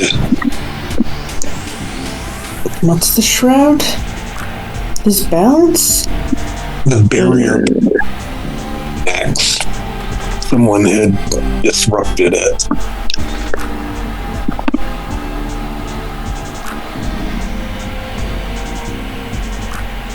So this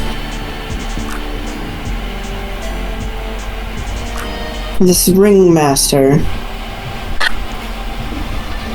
was perhaps trying to take down the shroud between worlds, and at least partly succeeded. That or the thing that we let out kind of poked a hole in it's an escape. Melody's gonna rub her temples and now y'all remember the kids. They've been rumored to be around for a long time before this shit even happened tonight. So they were released or harnessed. Don't they usually show up on the other side of town according to the legends or something? Yeah. There's also the fact that I feel like we missed time. She said 4 hours we was at this or whatever when she came to pick us up.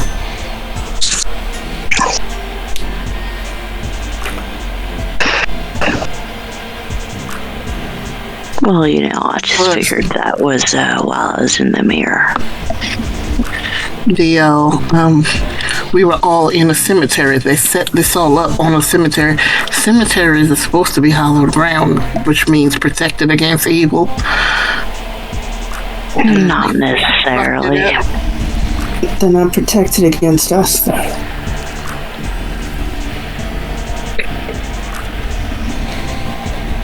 Sometimes a cemetery is just where you drop a body.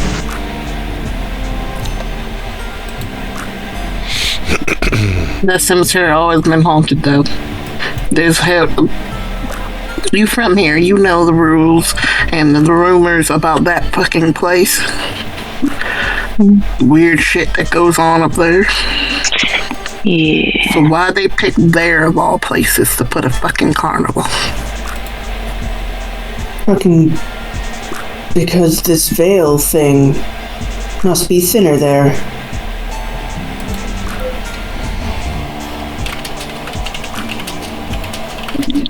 Maybe. Plus there's the fact that, remember, the cop you called said something about they didn't get no sort of permits and they would have had to pass them on the way here and nobody had seen them. They were expecting them next week and all of a sudden they were set up. Mm-hmm. Nah, he's not a cop. He's just a 911 dispatcher. Still.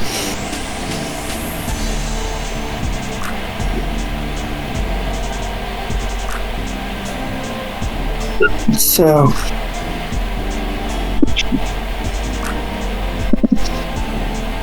No. So, alright, well, So. something was clearly trying to do something with ghosts. More or less. Okay. Are we certain that powers that be here did not know this was coming? I mean, if they did, I don't think us pointing that out would be good. Yeah, remember the guy in the trailer? He seemed to know we were gonna be there. He wasn't surprised to see us. He said, I would hope this had gone differently, but I was expecting you. Yeah, well, the prophetess was saying a whole bunch of shit, too. Oh, wait a second. Oh, no, bad, as he just moves over and fucking puts his, just starts pulling Lyra's eyes, her whole ass head away from the fucking mirror. Stop that. What? Lita. Lita's getting fucking distracted by a mirror again. Annabelle looks over to see the mirror better. It's a little eight-sided mirror hanging on the far side of the room. It's designed to balance the feng shui or the feng shui of this particular room and offer tranquility and privacy is what it's there for.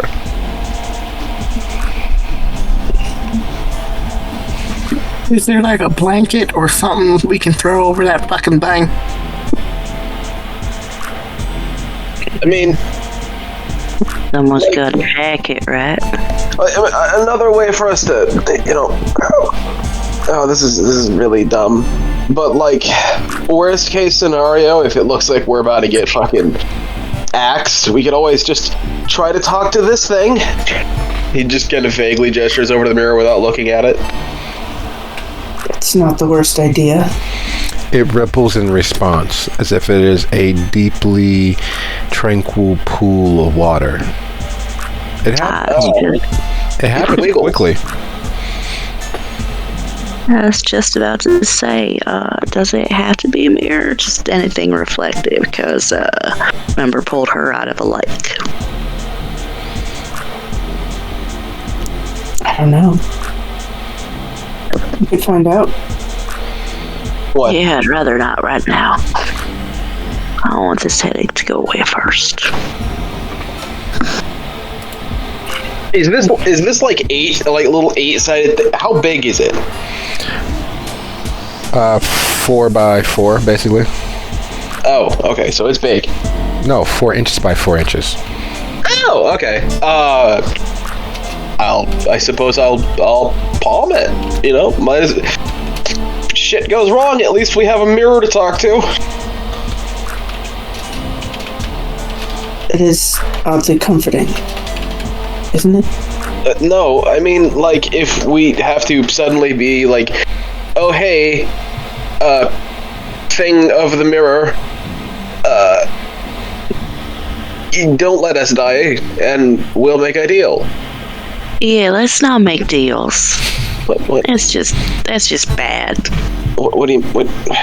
It's better to fucking not get murdered by a bunch of older kindred who don't understand what the hell went down. Right, but then Pretty calm person, but she goes skittering the other way from that mirror, almost practically up onto the couch and back over it if there is space behind it. Oh. Okay. He just kind of drops it in his vest pocket. yeah, no deals. No. Okay. Hey, should we try a conversation at least to get a bit more information? And the moment you say that, the door swings silently open.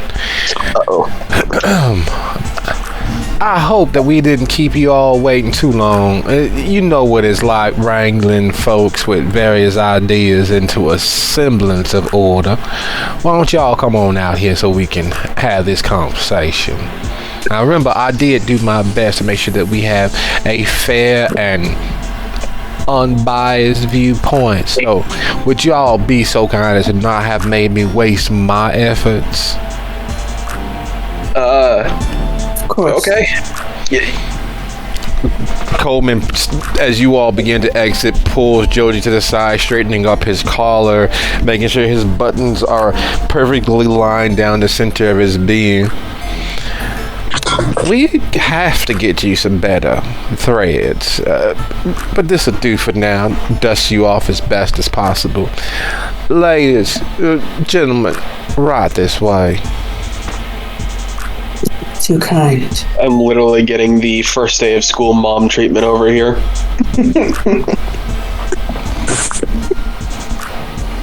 You sure are. I wouldn't know. Yeah. Fuck you. No, I'm jealous. My mom didn't give a shit. Well, that is definitely her lost child. And he stops preening and primping and puts away the lint roller that he had pulled out as Jody begins to walk past him and steps closer to you, gently rolling it over one arm and then up the back and down the other side. We need to get y'all some sartorial seasoning, as it were, but that's something that may hopefully hold to later. But for now, And he continues on moving with the rest of you all as you enter into the large chamber that, of course, most of the meetings take place in. One of the things that Maddie still hasn't mentioned is that while most of the meetings take place here, this area is warded and sanctified through the occasional sacrifice of, well, individuals. There's nothing like a good bloodletting of an unblemished soul to strengthen magic. Well, good thing our souls are blemished all to hell and back.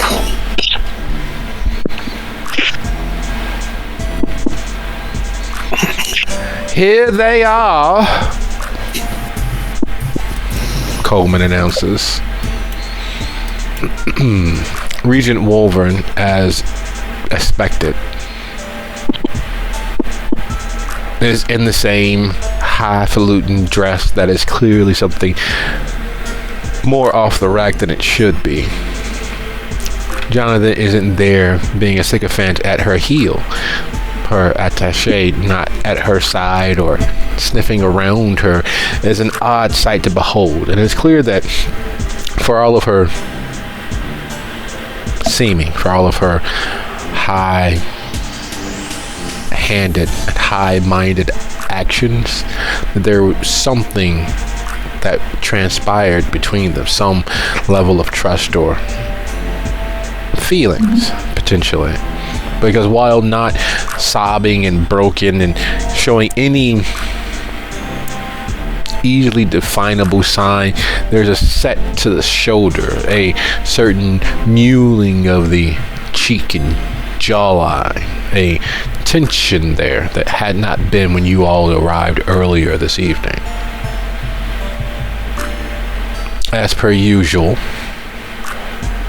not more than 10 feet from where she is, Liam, the Scourge, sits mostly lounging and one pad of paper out because the prince isn't here and he's keeping notes, as it were, minutes. Standing about 1.5 feet, 2 feet behind him is Rosalie, the less than secret blade of his that helps him carry out, well, executions.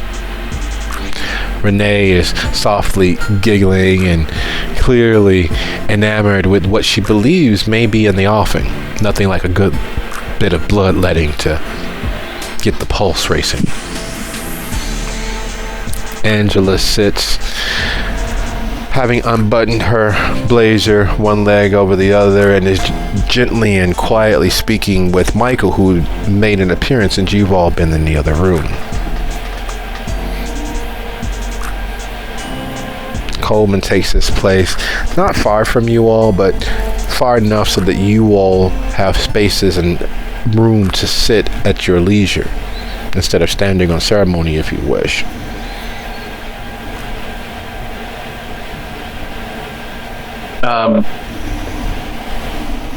Hangy, drained, and having been hit by a car, I will be sitting.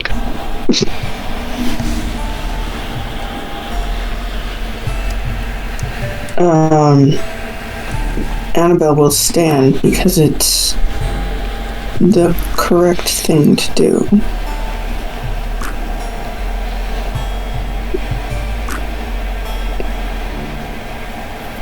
There's a look amongst the gathered Primogen of Bethany.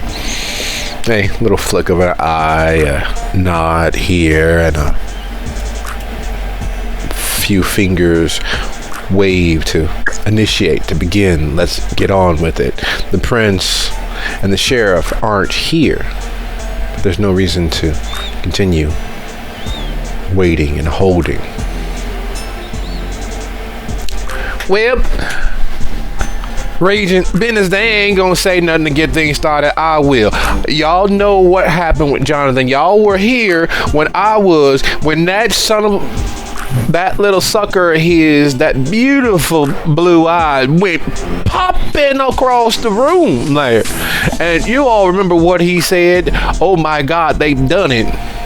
or something like that, between the grunts and screams of pain of whatever they did to the ascending stones, so y'all can't speak with them. And it was a hell of a dickens even being locked in on their signal to find them. It's not like they reached out and asked for help. Should have been a very easy thing to do, but y'all know how they screw things up from time to time.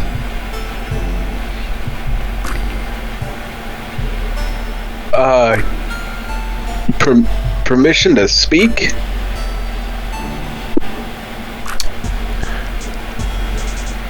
What would you like to say? The events and consequences of this carnival, for the most part, and that's strictly in that the carnival is now disrupted, were in no way, shape, or form part of our plan, nor within our intentions. We came about in what seemed to be an operation underway, and due to our disruption, things happened that shouldn't have happened. A disruption that was a job given to us, and not one that we just randomly decided to do. We were fully within the course and the guidelines of our responsibilities throughout the entirety of it.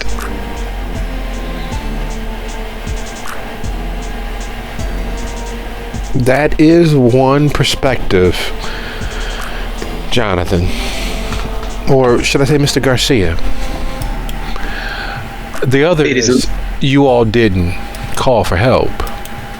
You all didn't notify us of whatever it was that you did that blanketed the entirety of the domain and region in darkness. I believe by the time that had happened, the sending stones were already disrupted. In fact, it was the attempt. Yeah, the attempt to use it. Yeah. They were usable enough. There was some time dilation. You all blacked out. You all lost time. And why, Miss Hafiz, are you even here? You weren't called. I've been asking myself the same thing.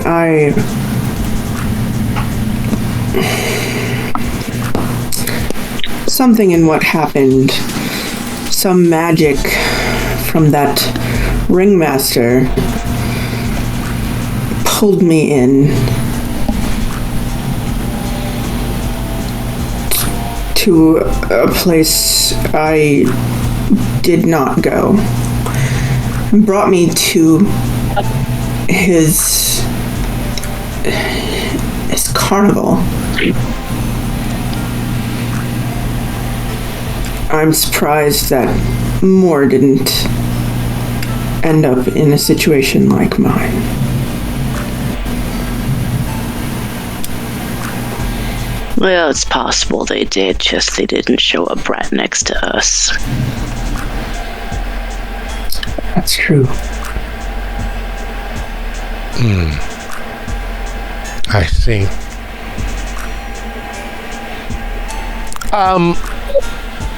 Regent, before we, you actually haven't given these lovely members of our society, of our community, the opportunity to actually tell their unvarnished tale. You launched in with Miss Logan's less than loving and less than glowing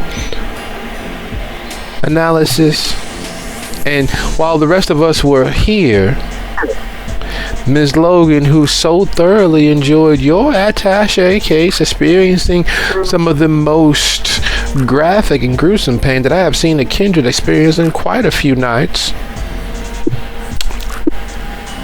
seems very determined, if I would be so bold, as to bury these lovely kindred, this fabric of wondrous colors and personalities under a heaping load of onus. They did what was asked of them. He stepped up and gave service to our community and fell prey to something and someone else's plans. Now, I never want to offer an alternative theory. After all, they're all the same to me. The story is what's worth telling. But isn't Miss Logan's broodmate, her biological sister before death, as far as I understand, embroiled in a conspiracy in Las Vegas?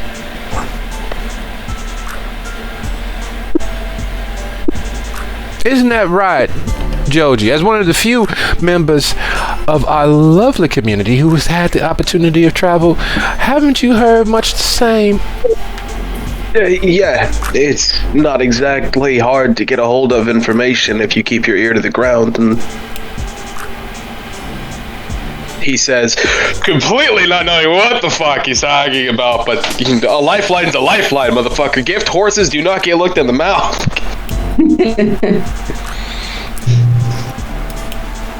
And Miss Love, your family, they do engage in travel. Your father and mother traveling around the country. And wasn't it a mysterious Miss Logan who was the reason why they were stuck in places due less familiar than our own? Most recently, if the town gossip is to be believed. Did that happen? Yes, Mercs. There was some passport issue of some sort that got them stuck. Yes. I see. And Miss Hafiz, don't you have a client that was belaboring all of the strange things happening to them on their sojourn west? I do. But that is covered by patient-client confidentiality. Oh, of course not. We wouldn't dare want to speak gossip and rumor and assumptions or make anything like that up. Now, would we? We are here to get to the bottom of the truth. Right, Miss Logan? I don't know what it is y'all people trying to do. Just please. We aren't people. We are kindred. We are above such petty things as color, race, ethnicity, sexual preference. Maddie, your friends, your associates, the Hutchinsons, right? Your distant relations. That's right. They seem to have been hired to provide security. The plan was for them to act as an extra push to keep you all safe. That's what they were hired to do. Yet, I am sure, based on just a scuttlebutt. Now, forgive me for coming in a little bit later than I should have, but from the scuttlebutt, didn't they seem a bit more drugged, a little bit more hoodwinked, a bit more wild, even for them, than they had been believed to be? Almost as if they were possessed, right? I'd said so after the blackout. Before that, yeah, a little more drunk than usual, maybe. And if I'm not mistaken, Miss Cambridge, as a magister, a expert, if you will, on things that are deceased, could that have been arranged by a rogue warlock helping things slip in to the living? Absolutely. Now, again, I am just a humble very shy keeper of record, as it were. It is my job and my responsibility to know certain things, and I don't want to put this out there. I didn't want to get involved, but such a travesty of justice taking place. Miss Logan, I am not on trial here for you. Miss Logan, calm down. We are just trying to find what happened tonight. Is your sister in or out with the Chantry of Las Vegas?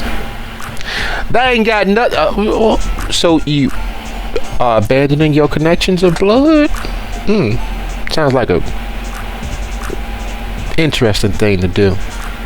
Only an upstanding member of a community would ever stand up for family. And you ain't supposed to be talking about my family, Asher. You're not supposed to try to set our community up for failure, now are you?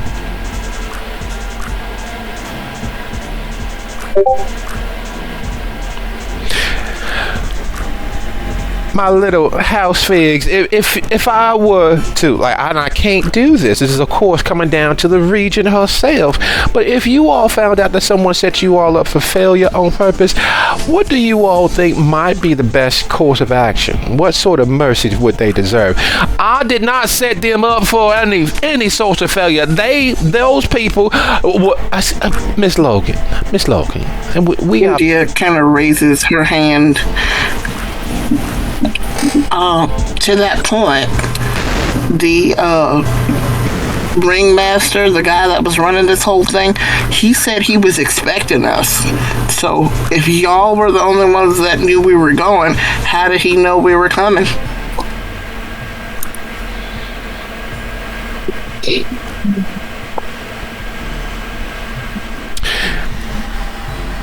Is far transmission of information something difficult, Regent? I just want to know for my own edification.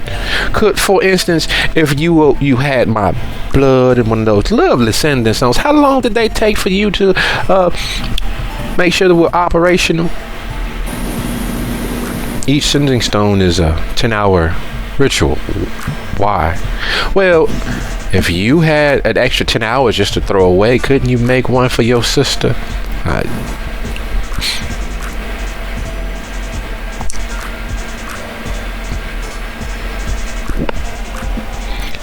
That is just ridiculous. How would I even get such a thing?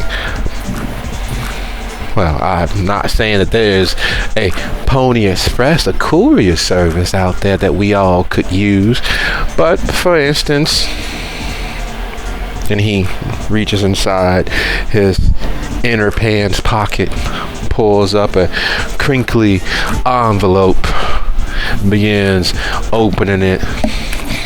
Now, if I'm not mistaken, doesn't your sister reside in Las Vegas, as we've all understood? That's not mine. I don't know where you got that from.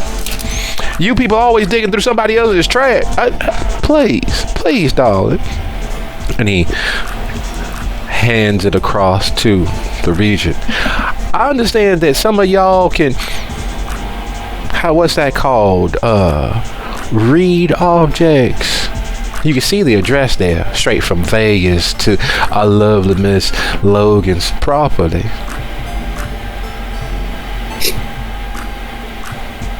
Would that be large enough to incidentally slip one of those lovely cinder stones inside? Contact one another, concoct a plan, aid and abet an enemy to not only Shreveport, but to Bethany ourselves. I'm just making a suggestion, especially because we've all witnessed Miss Logan almost all but lay out her case that these folks deserve to be the sacrificial lamb for what happened. I'm not sure, but isn't the understanding of the spirituality of the world and in which we live solely, or should be solely, the purview of our lovely warlocks and Hecata? How would a lowly, violent, reprehensible woman like Miss Logan come into any knowledge such as that? Joji, India, Annabelle, Maddie, and Lita. If you all were set up for failure clearly by someone who had your worst as their goal, what do y'all think would be fair? Again, I'm just asking because I'd like to understand. He just kind of looks between all of them and just... I'm not a forgiving man. As you shouldn't be. Only thing better than true love is true hate. Isn't that right, Miss Logan?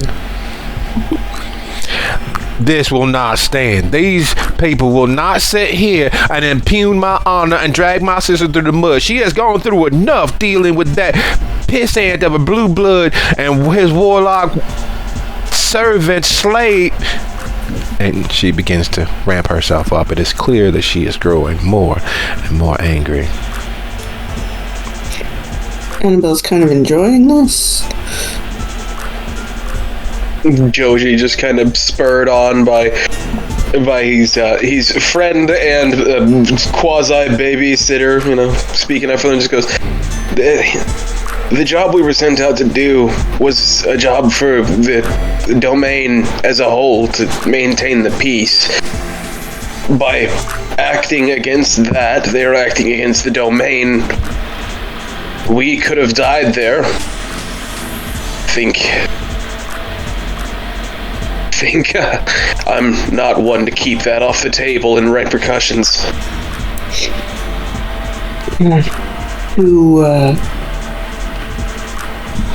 Too fast, too small to die.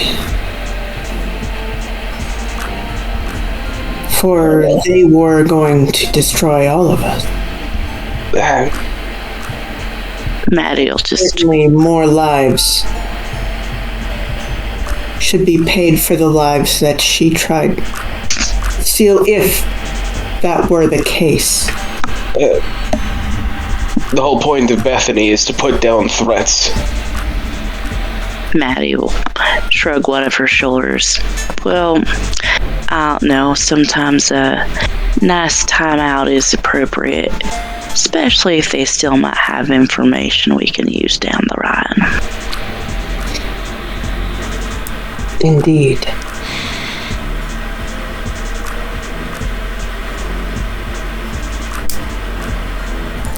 Well, far be it for me to say that I think that might be more than amenable. After all, Regent, you are the one who lost a member of your blood, a member of your cabinet, a member of your chantry due to them machinations with an outcast member of your clan, bringing shame not just to them specifically, but to the chantry as a whole.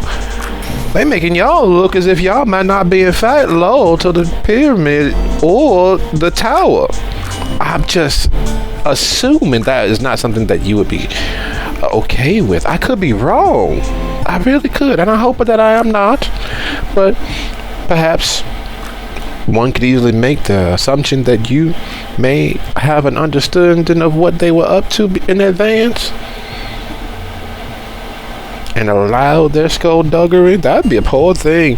You're supposed to be a regent of Bethany, a god to the Shreveport domain. And here we have snakes in our midst.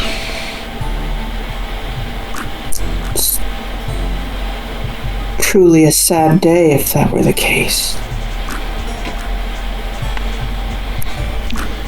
Well, we can only hope that the executives up in Shreveport take kindly to the knowledge if it ever makes it to them.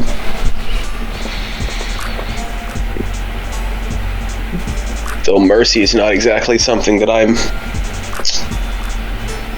sure we'll make it down the line. That being the case, as everyone seems to very much be jumping ship onto Asher's character assassination, would everyone be so kind as to roll your manipulation and subterfuge? It is a total outcome of all of your skills and words in support of the character assassination of the Bruja Primogen. Minimum of 1 die, right? Always a minimum of 1. Okay. I just gotta ask. That's all I have is one. Hey, we can rouse for it. It's okay, India. Every bit helps, and yes, you can in fact rouse.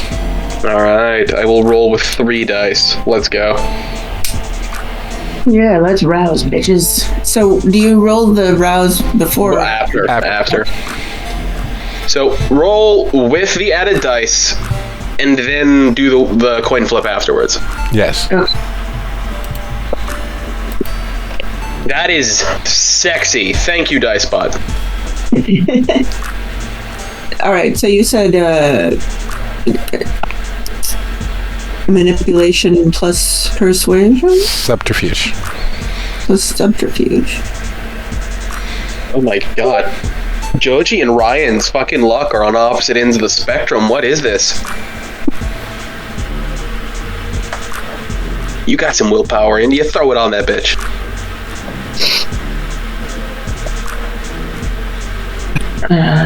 Actually, I had to check. Do I have any left?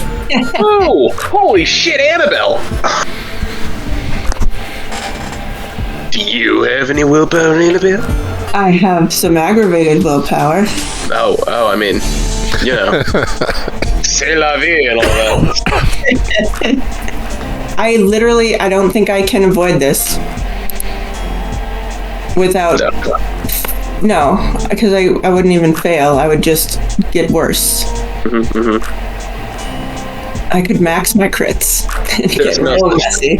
There's no such thing as getting worse. It just gets better in a weird way.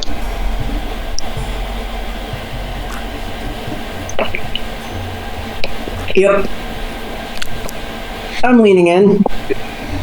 How do we roll the rouse thing? Because when I did de-rouse, it didn't work. You could just roll a singular die and then Yeah. You adjust. do flash roused. Yeah, but no. My dumbass. The API just to shut down on that initial rouse roll, trying to make sure you maintain the flow of things. Maddie, Lita,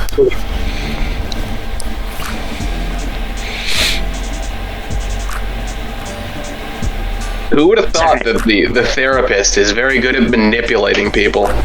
Right. Sorry, I had to step away for a second to answer some questions for the kid. What are we rolling? Manipulation plus subterfuge. absolutely yes. You just roll as high as you possibly can, because I don't want to die again. Right. Okay.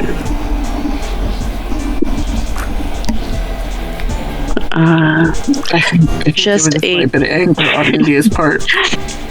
just a quick question: Is this would this be a situation? Since, like I said, I had to step away. I didn't hear a lot of this. What was going on? Could I make an argument for my insight specialty detect lies? No, because you're the team that's actually lying in this case. Okay. All right. You might not be lying. Right. Yeah. I just want you to know, Joji is the literal worst of this bunch, and he just fucking slapped that shit. I don't like the gods want this to happen. Right. I will do my best with my 1 die. You can always rouse. Yeah, probably not a good idea right now. I mean, she's not like terribly hungry, but Risk it for a Trisket. Not a biscuit, just a little snack cracker. Man, I love Triscuits, but also if you eat like 2 of them at the same time, my god, did it get dry, bro. Like fuck, I went from having a good day to having the Sahara in my mouth. Hey, some people like that. Oh, hey, look at that. You got 100% success rate on the people who, by all technicality, only have 1 die. Lita. Yeah, sorry, I'm having a hard time getting the roller to come up.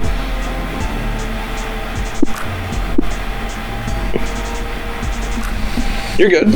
What's your dice pool? I can roll for you. Let me double check. I think it's 2. 2? Okay. Do you want to rouse or anything? / do you want to spend any willpower? I don't think so. Okay. 2. What's your current hunger? Also 2, I think. Okay. Good luck, Lita. All right. Oh, hey!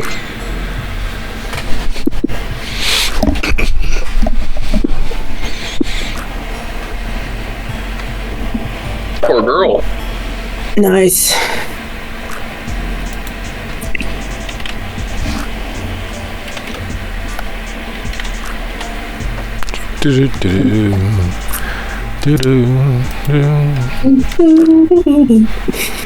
What does fate state for you all as she sputters, enrages, and begins mounting an affirmative defense against what she sees as you all attempting to, well, betray the common good. It's not her that's on trial.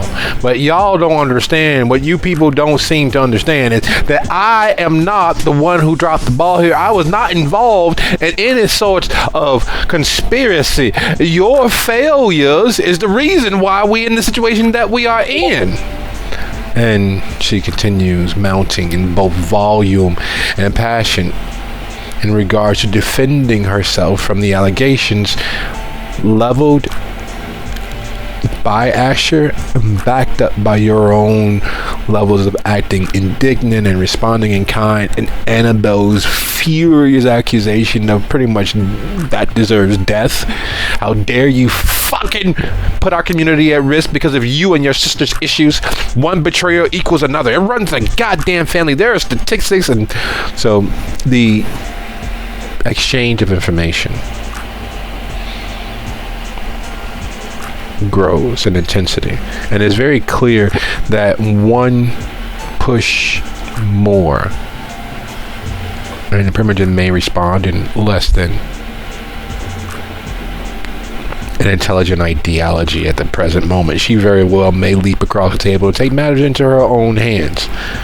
And Annabelle clearly pushes. Yeah. At first, Annabelle was like, maybe killing them is a bad idea, and then just immediately like, you know what? Actually, fuck that bitch. Fuck you. And she applies the accusation with precision and a bit of chemistry, so everybody can see what the Bruja Primogen had done, and like.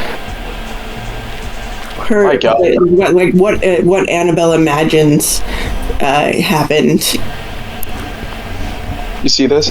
You know what this is? This is proof positive that every moment that you have to burn your resources, you should burn your resources. Look at this. We almost fucking died. Yeah, we did. Like a perfectly planned dance, with just the right provocation and just the right amount of assistance, the trap springs close. One of Bethany's staunchest supporters for community, one of the most well-connected Bruja Towerite, is laid bare as a betrayer to the public good and welfare, an agent provocateur nestled in the heart and midst of Bethany as, well, what they are, a betrayer. Your case made and proved means the region stands as a shield for the House Figs. Asher moving quietly alongside you all, offering his body as tribute in defense of you all. And much like the holiday goose or the fatted calf that had been fed extraordinarily well in preparation of the last feast days of the year, Renee Logan the primogen of the Bethany Bruja is laid low. You've never seen the regent as angry as she is when the proof and connections and the assumptions and the asides and the tales spun in the last few moments solidify like a noose around Primogen Logan's neck. The crushing, searing heat of one of Zeus's thunderbolts lances through her, driving her to the ground. With the decision all but made, the Scourge, Liam, standing and moving almost as if he and Rosalie are in perfect sync, drive stakes into the Primogen, holding her where she is, leaving her lying there, bare. And Asher says, as the Scourge and his woman Friday carry out their job, I believe that it's best for y'all to retire for the evening. I'll be along to see you all shortly. Just very quietly, almost inaudibly, just thank you, as he takes the opportunity to get the fuck out of here. Oh. Joji's just internally like, why can't I find a place that is not full of drama and things that are trying to murder me tonight? Why is this my life?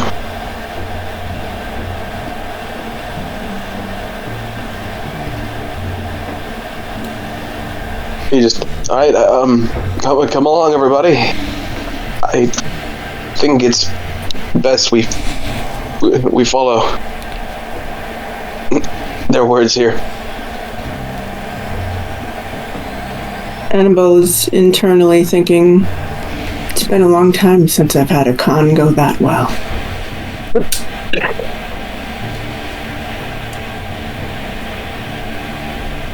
Yeah, they like to relapse. It's very unfortunate. As you all leave, India is thinking it couldn't have happened to a nicer person as she leaves. Bless her heart. Bless her fucking heart. as you all prepare to leave, decisions on where you alight for the evening lay there before you all. There's roughly 2 hours until sunrise. The evening all but over. Closer to tomorrow than tonight, yet it feels, as you all slip out of the thriftway, as if you've all lived several lifetimes tonight. There are several truths unacted still in the offing around you all. And as you all head up past Temperance and out into the parking lot where your vehicles were and are, you are absolutely positive that you just see a group of kids running across the street, 5 or 6, 7 or 8, small, just before the age of tween, dressed in hoodies and baggy shorts, running across the street, just barely being missed by a Panola County Sheriff's car, and the driver stops. The officer gets out and pulls out his mad light and starts flashing his light across the street from the thriftway, trying to figure out where those damn kids got off to. Fuck those kids. I'm gonna have to lock every single window 3 times.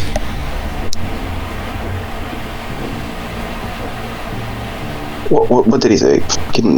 Cold iron? Does that help against these things? The kids? Or do I just need to get my 9 iron? Cold iron, 9 iron. Why not both?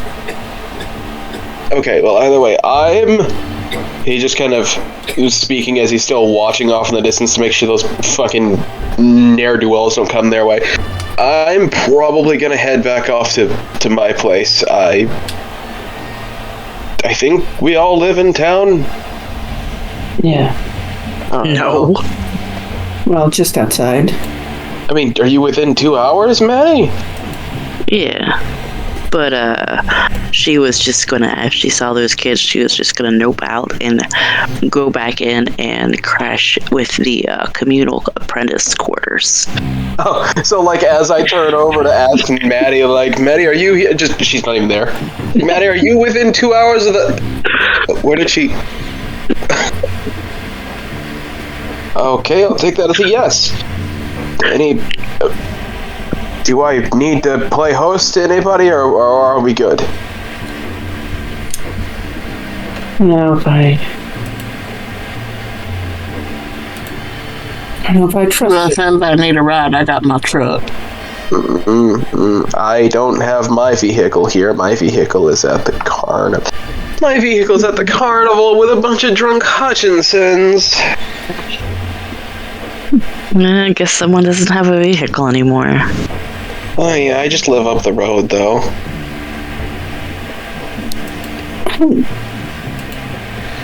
Okay, well... Did not take a vehicle here. I mean, I did here, but not here. What? Okay, I Yeah, can't you- Remember, she was pulled through the mirror. If y'all don't get in the fucking car, yeah, thank you. I wasn't My car is left at my office. just as he's walking along. I know kind of what you're saying. I know she got pulled through the mirror, but she said it in a confusing way, alright? Was he's getting into the back passenger seat? You all know where the good doctor's office is. It's just off of PR 7351, right up the road from Rogers Air Conditioning, just off of Route 9 actually. So it's not that far away, and gives you all the opportunity to pretty much race your own de-stressing. There's a lot to worry about, there always is, and yet the first time tonight, everything seems as, even if it's not going to work out perfectly, at least you'll be cognizantly aware of how it might work out. You all removed tonight, in your actions and activities, removed one of Bethany's staunchest supporters, one of its greatest physical defenders. So you know that they won't be able to come after you anytime soon or exercise any vengeance against you.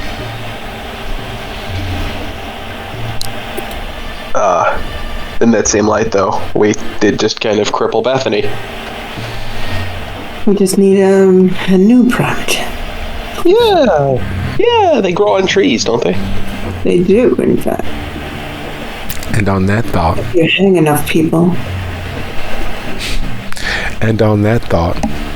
as every member of the coterie makes their way where they're going with assistance and without, I'd like to thank you all for a lovely bit of play and look forward to seeing you next time.